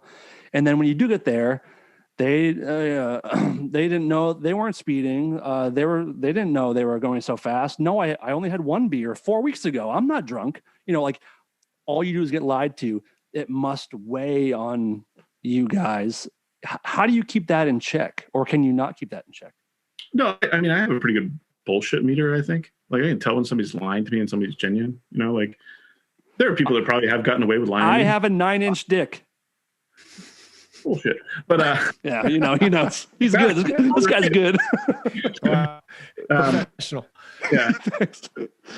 Seriously, that was a tough one to crack, but I thought it through. But no, I mean, you get lied to. That doesn't bother me so much because, like, I get it. Everybody's gonna lie and be like, "Oh yeah, So I've always determined. Here's the best way. A little advice for people out there: if you want to get out of a speeding ticket or something, get the cop to laugh. You get me laughing, and like there's no chance I'm writing you a ticket. And I've heard some great ones. Like I had a guy that literally, I pulled him over. He was flying. He was going like 30 miles an hour on Route 2. And I was like, "Hey buddy," I'm like, what's the rush? And he's like, "Honestly, officer." I'm like, "Yeah." He's like, "I just got out of the car wash and the dryer thing was broken and I didn't want to use my car." It's like, "Have a good day." Hey, like I hate streaks. Yeah. that was a great one, And then like the famous joke out there is the cop pulls a guy over going 90 and the cop comes up and is like, "Listen, if you can make me laugh, I'll let you go." And the guy goes, "So what's your story?" He's like, "Well, my wife ran off with a cop and I thought you were him bringing her back." So I'm like, "Yep, have a good day." Like walked out, It's like the common old jokes and stuff. But if you can get me to laugh or at least be professional and courteous, the chances of getting a ticket are way low. Now there are things out there, I'm sure, right? Soccer moms that are pregnant trying to get to the hospital to give birth, but You can't stop everybody. But Right. I'm telling you, you make me laugh. You're not going to take it. I don't write tickets much anyway. I'm not a fan of it, but I do stops and give warnings all the time. Yeah. Steve, do you have any questions before I ask him one more question before we do a couple listener questions? Do you have anything you want to add? No, go for it. Okay. All good. Yeah. Okay, ask your question, Dave. Well, it's a big one. Do you want to say something else? It's a big one. It's a big one. Pass. Before you even ask, pass. No, I'm just kidding. Oh, no. Okay. 2 days ago, a lot of Trump supporters stormed the Capitol in D.C. during Biden's, the Electoral College counting. We all know what happened. Mm-hmm. And it's wild to see all these people breach the security of one of the most important buildings in the nation. Mm-hmm. And the Capitol Police are, you would think they'd be considered one of the best police forces in the country because they're protecting, the government officials that run the country. And part of the frustration with police officers is that we see time and time again, Black people walking away from police and getting shot and killed or tased or tackled or overmatched and hurt. These are a bunch of white people angrily storming a federal building where we see police. Some were fighting back. Some were doing their jobs and some lost their lives and were injured. But you see cops opening the gates, letting people walk through doors, sort of pointing where to go. One cop was throwing up the white power sign to the people as they're coming in. How, in your opinion as a cop, how did that happen? How are they so easily walking past cops, and why weren't they getting the rubber bullets and the tear gas, or even just being shot on sight when they're trying to attack police officers? Okay. It wouldn't, if it were Black Lives Matter, and it's such an easy thing to say, it would have been a fucking massacre. And I just, no one's going to convince me otherwise. But your thoughts, sir? Oh, all right. So first of all, tear gas was deployed. Okay. That's true. A woman was shot and killed. An unarmed white woman was shot and killed. Yes, she was. Now, I believe Washington, D.C. had riots during the summer incidents, and nobody was killed. Nope. And minimal arrests. And so I know, I can tell you why there were so few arrests off the bat. It's because there were so few freaking cops there. By the way, didn't Secret Service kill the girl who was climbing through the window? I don't know. I don't have any information on that. Okay. And I won't judge what happened because I wasn't there. I can't tell you what was happening. But I just meant basically your basic assessment from just watching. I'll tell you right now, this was a ball drop in terms of planning and the upper administration. I think the cops on the ground did everything they could. From what I saw, I thought they were. Now listen, I see where you're coming from, but I saw the guys swing. I mean, cops were attacked. Cops were killed. There was a cop killed. Yep. Cops were hurt. They were getting pipes thrown at them, hit with them. Now, you saw them moving barricades. Now, that's a pretty common, I don't know if this is what was actually happening, but that's a common issue where you take the gates away so they're not used against you in that type of situation where it's that kind of a riot. That does happen. I know that sounds like a stupid excuse, but at that point, you're thinking about physical safety, get weapons out of the way. Those fences have been used many times against officers. So I think the barricades were crap. They need to be higher, they need to be bigger, and there need to be more of them. I don't understand where all the officers were. They looked extremely understaffed. They were outmatched big time. And where was the National Guard troops? They should have been at least on react status inside Capitol or nearby. It took hours. The word is that's the president's call, and he didn't want them to be there. And like I said, and the DC mayor, I heard, also wanted minimal police presence to not upset rioters. Now, I don't know if this is true, but this is what I've read. This is what I've heard. Not rioters, I'm sorry, protests. They didn't want to turn it into a riot by having a large police presence. Massive fail. It was bad planning from the top. You should have had a lot of officers at least nearby out of sight that could react to something, and that wasn't planned for. The barricades thing, like I said, that's a common side where you have to realign or reestablish either they're reestablishing the line and trying to set up a further back barrier, or they're getting them out of the way so they're not used as weapons against them. But there are also officers, like I said, I saw some stuff that was horrific where a cop's taking a selfie with somebody in there or something like that. I heard that. If that's the case, if that's the case, fired. Why are you are not representative of me. That's not how it acts. The only way to stop something like that is a show of force that is overwhelming. And they were massively unprepared for it. Which again is what us, the public, for a lot of the public, I'm not half of us, the irony of.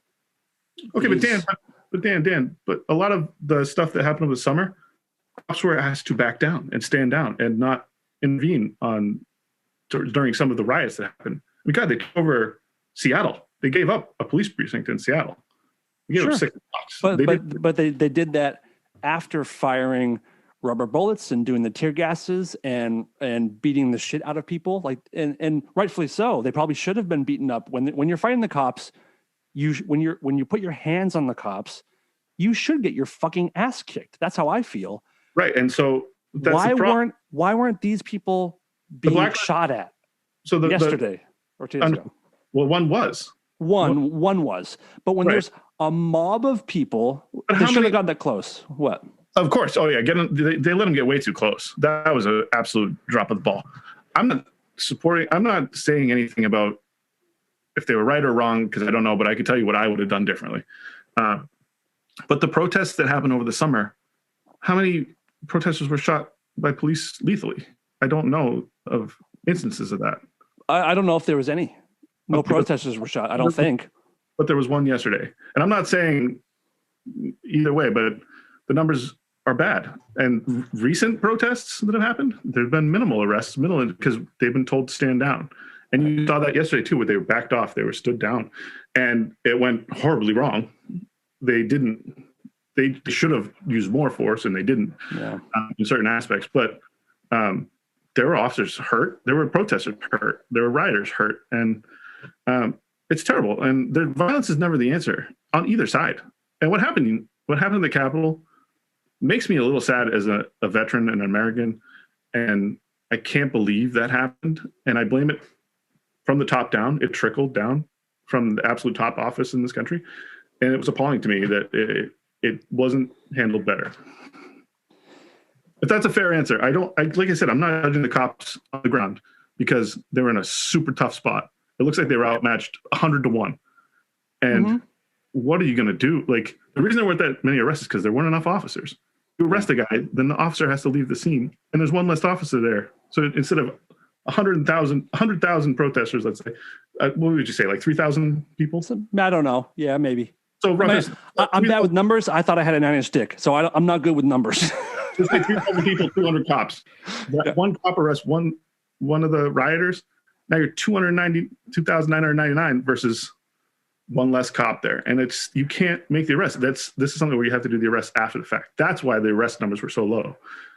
But I'm sure they're all going to get charged. Like I know they're out looking for them. My public perception, and I would like to know Steve's view too, is that that's just my answer. I don't know. I appreciate it.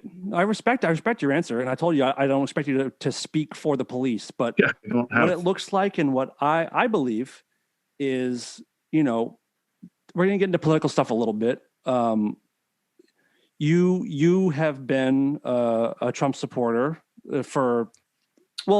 you voted. I mean, maybe not supported, but you don't have to get into it if you don't want to. I can edit stuff out if you want me to. Yeah, I don't want. Like I said, I don't support him anymore. Okay, that's something I wanted to ask about. My opinion is like the police. He started off having my interest because he seemed to have a lot of police officers' backs, veterans' backs. Some of his policies I liked. I didn't like him as a person, right? But some of the policies he did have intrigued me because he was pro-police, he was pro-veteran, things that impacted me directly. Right. But his behavior was appalling. He's not a presidential person. But the alternative wanted to get rid of my job or decrease my funding for my job, and it directly impacted me. So that's where my views took. Right. The optics. I consider myself somewhat of a progressive police officer, where I can tell you right now the gay marriage stuff. I am totally in support of gay marriage. I'm totally supportive of equality, all those things. Abortion, I'm pro-choice. So I'm not hardcore one way or the other. I'm pro-death. We need less people on this planet. Abort all babies. That's my platform.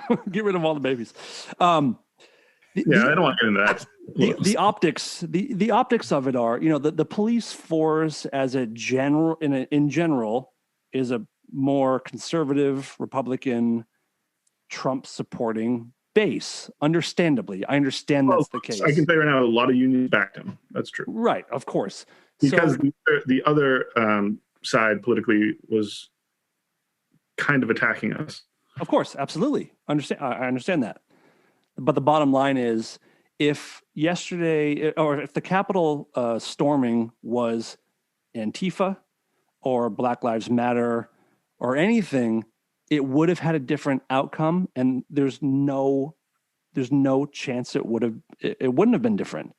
Like, you're not going to see a DC. Again, I don't know that you know that. I can say I understand that you believe that's what would happen. I think I know that. But look at the recent protests. The cops have backed off. There have been minimal arrests. Right, but Dave, would you ever see a Capitol police officer walking an Antifa guy down the stairs by the hand? No. I haven't seen that either. Yeah, there was a woman a woman that was inside the Capitol who, like, these people were just asked to leave. And there's a video of a cop like holding. They don't have numbers to arrest. They just don't have the numbers. I understand, but it would have. Steve, do you think it would have gone differently if it was a fucking course? Yeah, for whatever reason, the National Guard wasn't there, and we see the pictures of they were ready for World War III when it was supposed to be Black Lives Matter shows up, which. By the way, it's like, I'm fucking sick to death of the Antifa thing, like pretending that it's an organization with a leader and that it's a focused, fear mongering actual, like it's the Proud Boys, like it's like 50 other groups that are actually mobilized and organized. It's Antifa is mobilized. They are organized. Hardly, barely. They're not organized. They're like little pods. Mm-hmm. They're frigging like they've been violent to a tiny degree by comparison to the alt-right. Really though, tell me. How many literal actual Antifa doesn't claim anything, doesn't own anything, doesn't it was like a Facebook page. There's no leader. It's a gigantic smokescreen by the right because Trump always needs somebody to blame. There always needs to be a boogeyman. You can't possibly say that it was peaceful protesters and some looting that started off, which is frankly understandable. If I was a black man and I was constantly seeing this, I would probably be fucking pissed and I'd want to like burn something. I don't. Yeah. Looting is bad. Of course it's fucking bad. It's counterproductive. Of course it's counterproductive. Was it popping a fucking blood vessel of rage and anger? And is it understandable? I think so, yes. Why it got violent is because Donald Trump didn't for 1 second go on TV and say, I understand your pain. There is something wrong. You should not be seeing people of color should not be seen over and over being murdered on camera. And we need to reach out to you and understand and to express some kind of empathy. He never did that.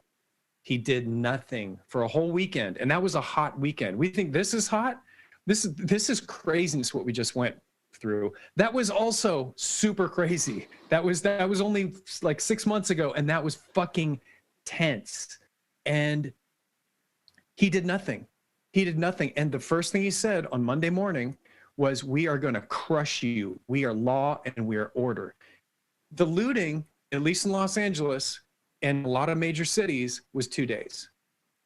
Yep. And the looting wasn't, it was not like Los Angeles back with Rodney King. That was blocks and blocks of burning towns. Seattle lasted, but we saw things get worse when the National Guard rolled in, when people like me and my fucking wife were out there with signs like Black Lives Matter, like this has got to end. We're with you. Something is wrong. When from on high, the American law and order president tried to crush and represent for his base, that's when things got violent. That's when things took a very, very, very bad turn. And that's when you had the tear gas and you had we have to look at how complicit, as always, Donald Trump has been in making things worse and calling Antifa like it's some kind of a serious organization. It's not that serious of an organization, really. I mean, find me evidence. The evidence is that Trump talks about it all the time, says that the left and Biden are the Antifa party, and Antifa is going to take over your suburbs and rape your children. Fuck you. It's a fucking lie. You need those lies to get people as angry as they got 2 days ago to try to take over the goddamn government and, in a weird way, succeed. Sorry, I don't even know what the question was, but it just. I believe, so, Steve, it was, the question was, would it be different if it was Black Lives Matter protesters or some of the like that charged the Capitol? Right. And we see the pictures that the National Guard was ready for the black folks. Yes. So that's where I go back to the. It was like stormtroopers. Well, I don't want to say stormtroopers because now we see stormtroopers are the least scary things on planet Earth. We have now, after the Mandalorian, that was one thing I thought about after watching the Mandalorian. It's like stormtroopers have always had really bad aim, but now it's just fucking pathetic. Like, you guys are nothing. Anyway, but there was something odd that the National Guard wasn't even ready. Yeah, and this had been built up. And we've seen the Proud Boys, and we've seen these groups get worse and worse and more violent. And it's just very strange that they weren't ready. I think you're totally right, Dave. You can see that they were outnumbered 100-1. Like, at a certain point, they're kind of like, we saw the first conflict when it was like they're throwing shit at each other and they're pushing the barricades down. And then, they let them in. That's crazy. And understand what you're saying. If you got to arrest somebody, that's one less police officer. But it just is fucking so shocking that they couldn't fucking like jam them into one hall and lock it up and then call them back. I don't know how it. So I can tell you right now, the cops on the ground at like that were there, they weren't in riot gear. They were in their regular uniforms. Already a mistake. They were drastically outnumbered. I think they were literally just trying to make sure people didn't die in mass. That was like their number one goal. And I think this is just how I picture it. I don't know, but this is how I picture it. It's just like, all right, at this point, it's just property. We know everybody inside has been cleared to a safe area. Let them in and try and space them out and pick them off one at a time. That seemed like the better option than trying to face 200 guys up against 3,000 people all pushing one direction. You're going to lose every time. So, like I said, bad tactics. It was bad planning, but I see some rationale for it. You're right. There absolutely should be a National Guard ready to go yesterday. Well, apparently the guy that the head of the National Guard, whatever it was literally calling the proper channels, being like, "Hey, we're ready. Can we go?" Yeah, the Capitol Police dropped the ball on that, where they didn't ask for help soon enough. Like they said, I think they were trying to keep it low key. And at one point, you have to realize this isn't low key anymore. Well, hold on, but how can they try to keep it low key 2 days ago, but yet they made it like fucking Nazi Germany in the middle of the summer for what was going to be a peaceful protest? Like, it's two different reactions to what should have been the same kind of day. I will say in the beginning, we there hadn't been massive riots in this country since Rodney King. I would say, maybe I'm wrong.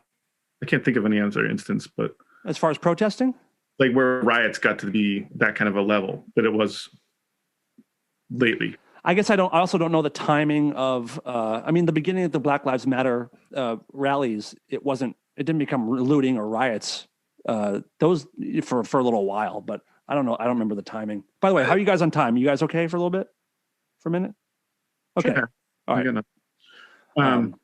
But I will say the tactics were more law and order in the beginning, and they've decreased to backing off as time has gone on. The cops have been told to stand down, to back off, to allow more. And protests are one thing. Obviously, I'd let somebody protest all damn day if they weren't disturbing anybody else. But when it got to entering the Capitol building, destroying property, hurting cops, hurting innocent people, burning businesses on the like all these sides where things are violent and problematic, you can't do the back off thing anymore. But we've been told for a while now, we're backing off. We're letting them do their thing. We're not going to intercede.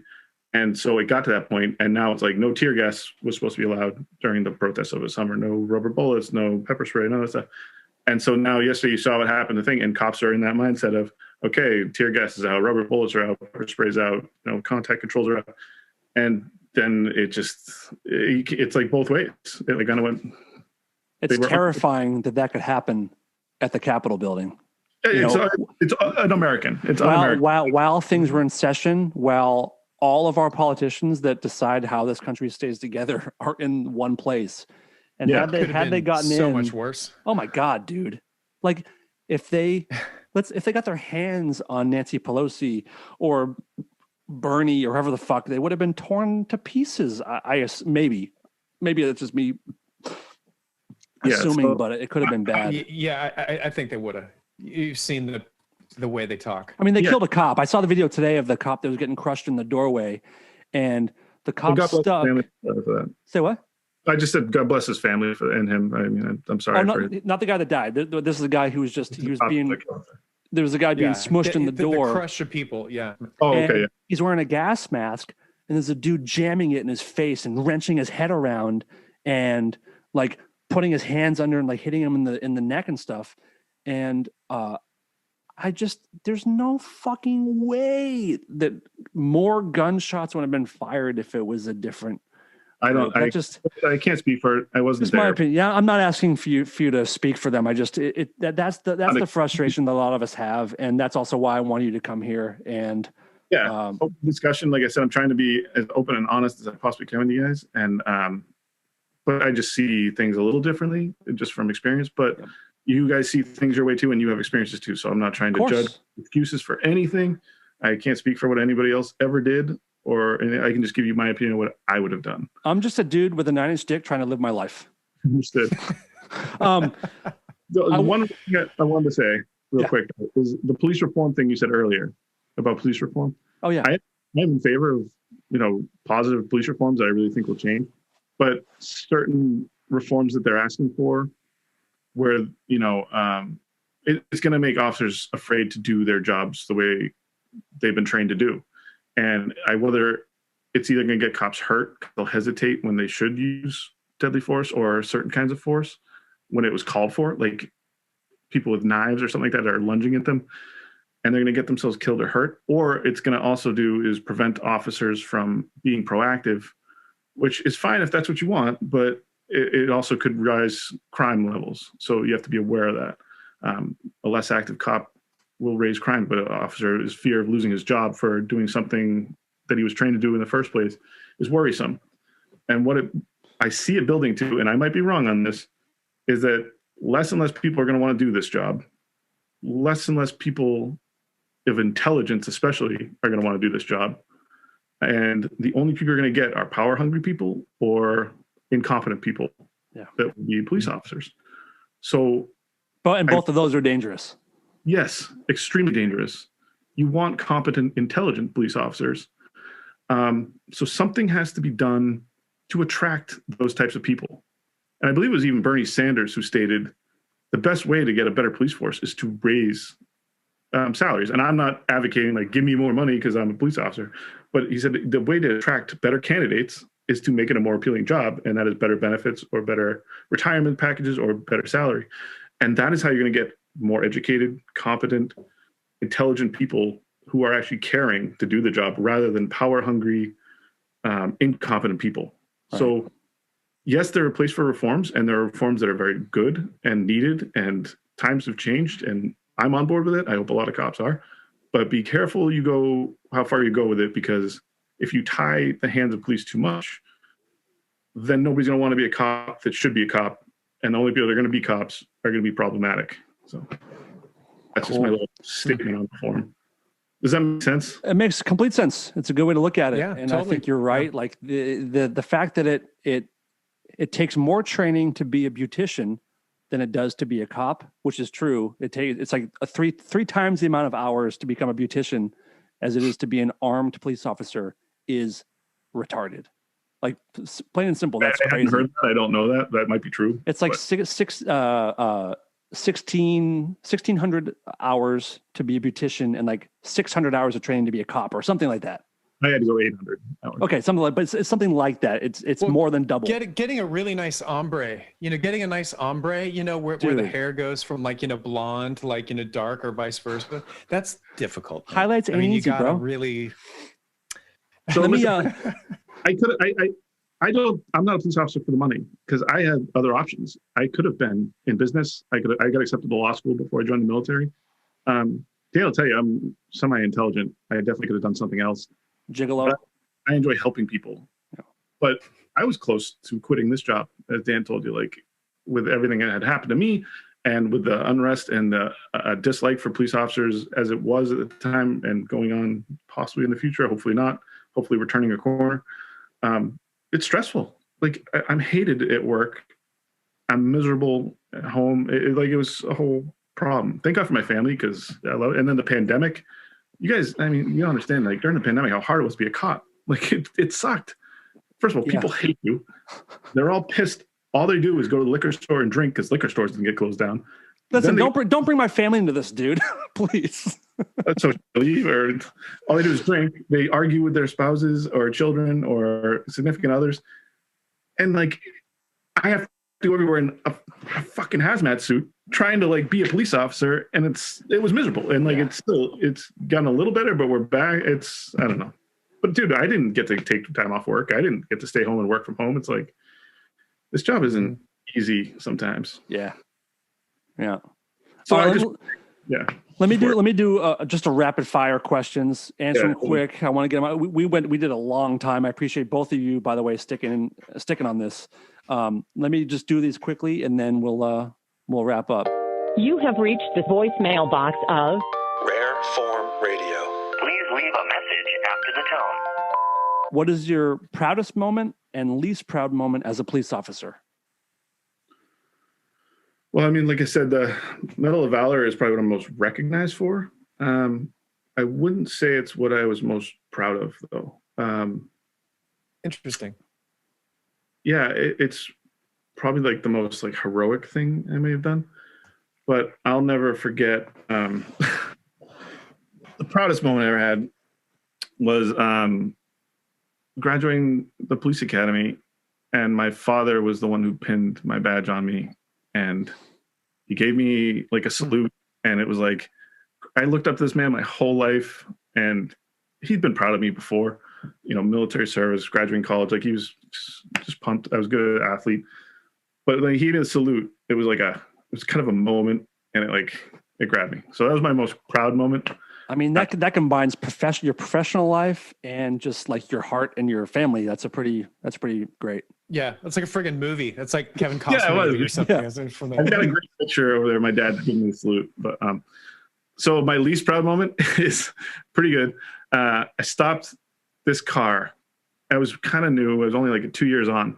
I stopped this car. He had everything wrong with the car. He had like a muffler was wrong, headlight out, like inspection sticker was 2 years old. Didn't, like all sorts of stuff. Nothing bad, but I was going to write him a ticket because he's had so much wrong with it. I'm like, if I don't write this guy a ticket and he crashes, they're going to be like, well, no, the cop that just stopped didn't write you a ticket. So I was gonna write him like a minimal ticket for like $20, I think. But and this is when I thought those were important. But I took his license back, and it's like midnight. And so the way the console in a police car is set up is they have all these different radios lined up. So you have the scanner, and you have like your personal radio, you have the AM, FM radio, and like all these other things, and the announcer thing. I used to always set the license in the keyboard. But the keyboard was tipped because I had to take a different car than I usually take.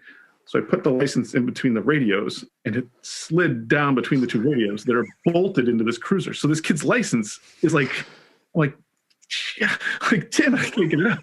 So my backup guy arrived because on like nighttime stops, they send a backup car. And he's like, dude, you going to write this kid a ticket? I'm like, yeah, if I knew his name, like, what do you mean? And like, well, he didn't give you his license? I'm like, oh, no, he did. It's like, where's the license? And I'm like, pointing down, I'm like, yeah, it's. And he's like, shit, right? So we literally spent like 20 minutes. I'm sure this kid is sweating bullets. Like, what is these two cops talking about? Like, is there warrants out for me? Literally, we have paper clips and gum, and we're like trying to God, and get this license attached. to get it out. And I'm like, I literally, after a little while, I'm like, dude, this isn't going to happen. I walk up to the kid. I'm like, listen to me. I screwed up. Your license is in between two radios in my car that I have to unbolt to get out. I apologize, but I was going to give you a ticket, and I'm obviously not going to give you one now. And I promise I will drive your license back to your house tomorrow. Oh, that's great. And he's like, yeah, no problem. Like, I get it. He's like, I know my car is like a piece of junk, but I appreciate you not writing me a ticket. I'm like, yeah. I'm like, anyway, so that was lucky day. I love that. That's my least proud moment, because I was like, oh my God, trying to MacGyver with gum. Like, we were chewing gum on a paper clip. Like, That's awesome. If you weren't a police officer, what would you want to do for a living? Well, I wanted to be a pilot, but that was out the books because I'm too tall. Mm-hmm. Like I said, I got accepted to law school before I decided to join the military instead. So I've always considered doing law. But most recently, like when I was thinking about giving this up, I always thought about getting into teaching, college, like maybe a professor of some kind. Cool. I'm about to graduate with my master's degree right now, and I'm planning on going further with it. Cool. Okay, great. Tony asks, how the fuck do cops understand the garbled mud that comes out of their radios? Is it similar to is it similar to understanding a doctor's writing? So that is so true. And I have one guy that works for me, because I'm a shift supervisor. I'm a sergeant now. And I have one guy that talks to me, and it sounds like he's talking through a baked potato wrapped in tinfoil, and then the microphone is like, but you get used to it. And we use some kind of code system sometimes where it's like, oh, code 5, code 2. So you kind of recognize just the numbers. And I generally I know the guys well enough, I know what they're trying to say most of the time. But yeah, okay, it's cool. suck. That's a good question. I love that question. All right, here's this one. Hi, I just want to thank you for doing this podcast with Dan. I think it's really awesome that you're answering people's questions. What I want to know is, do you notice, or are you ever told to monitor Black neighborhoods more so than white neighborhoods? Okay, that's a question that's it's not relevant where I work, because where I live, I'd say a majority of our residents are Asian and Indian and white, and there are Black people in town, but there's not like neighborhoods of them. They're just throughout town. Yeah, it doesn't apply. Yeah, it doesn't apply to the town that I work in. But I can't imagine that ever being said that way. I can see it where they said, hey, there's a lot of crime happening in this specific area, and that's where they'll focus officers to be. But it's not because of a race of a person's skin. It's because that's where crimes are being reported. Right. It's the Yakuza section of that part of Massachusetts. It's rough. It's where the samurais are and the fortune cookies, and it's a nightmare over there. Well, no, it's samurais and fortune cookies. You know what I'm talking about? Just mix everybody. Fuck yeah. China, Japan, fuck them all, man. Wait, what? I did not say that. I get every resident that I serve, and I love them all. Yeah, that's the right answer. All right, a couple more here. Do you ever turn on your sirens just to go through a red light? No, I would never do that. That's abuse of power. I have been behind somebody before in the middle of the night, and I went to change the FM radio station. I accidentally hit the siren, and they pulled over immediately, and I panicked, and I literally just put my blue lights on and drove around them because I didn't want to make them feel like I was stopping them. But that was pretty embarrassing. I'm like, damn it, I just made this person pull over, and they shouldn't have. So I made it look like I had to get to some medical call up the road. But right, just to save your own embarrassment for a second. Yeah, but no, I would never go through a red light illegally. Are you sure? I would all the fucking time. Dude, I'm in no rush. No rush to get Okay, fair. But I mean, unless it's an emergency situation I have to get to, then I use the blue lights for the situation. But I will never do it for my own purpose. Couple more, we'll power through, and then we'll wrap it up. And answer this is the broad question, but just do your best. Got a question for your cousin. What is your relationship with the law? Not asking if you're always obedient. Nobody's perfect. But do you love the law? That might sound like a joke, but it's not. Of course, laws are imperfect too. So what is your relationship with enforcing the law? Do you have a favorite law? A least favorite, perhaps? Do you always feel like you're doing the right thing? That's a really deep question. And 30 seconds, go. Relationship with the law is complicated. Yeah. But I do support a majority of laws, especially ones that entail, people's safety, people's pursuit of happiness. people's property. Those are a lot of rights. Like I said, the marijuana law was the dumbest thing we've ever had, and I'm so glad it's changed.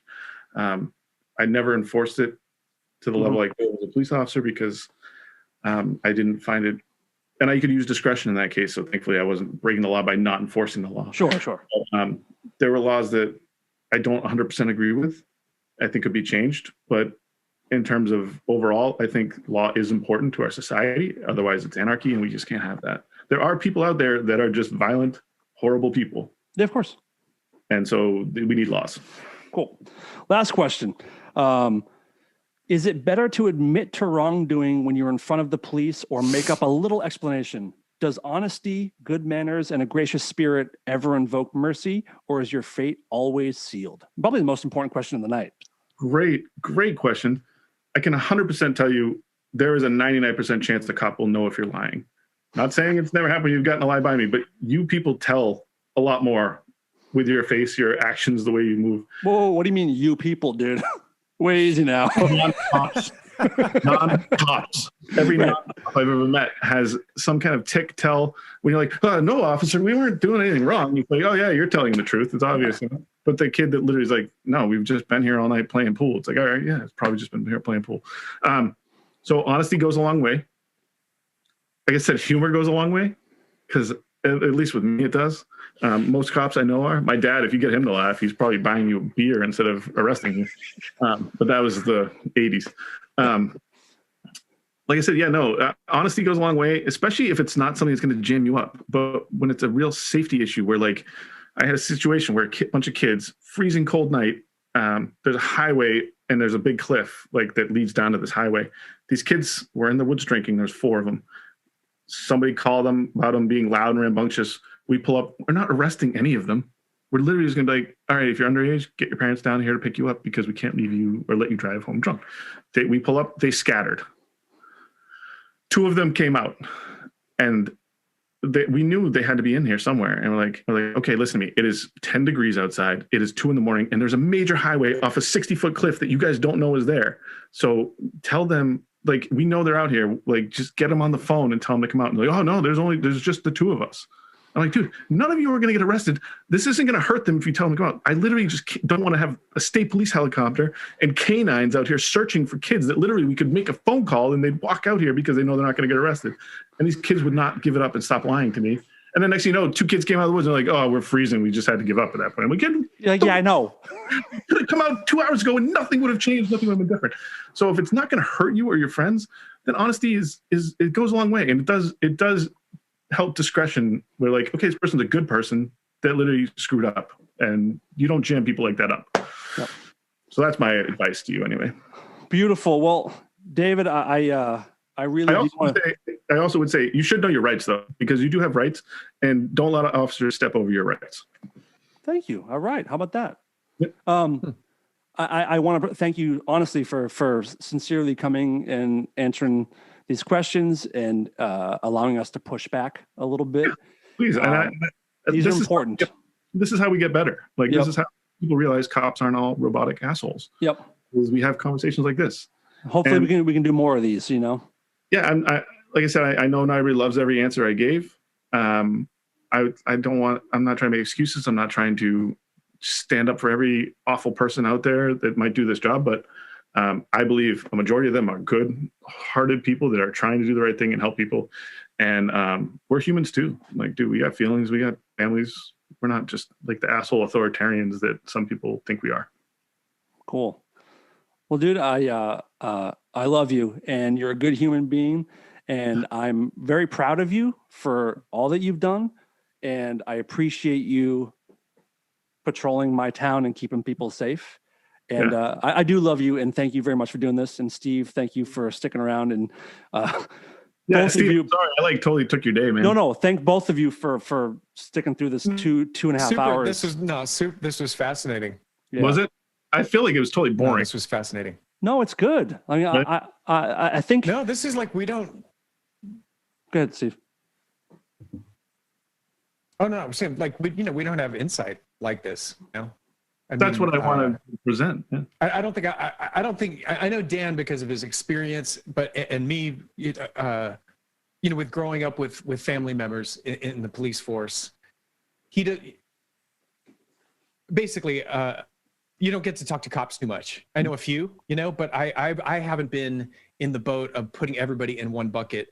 This tends to be the way that our country gets down the wrong path when we put people in a bucket and assume that all their behavior is exactly the same. That's what's, we don't have enough empathy.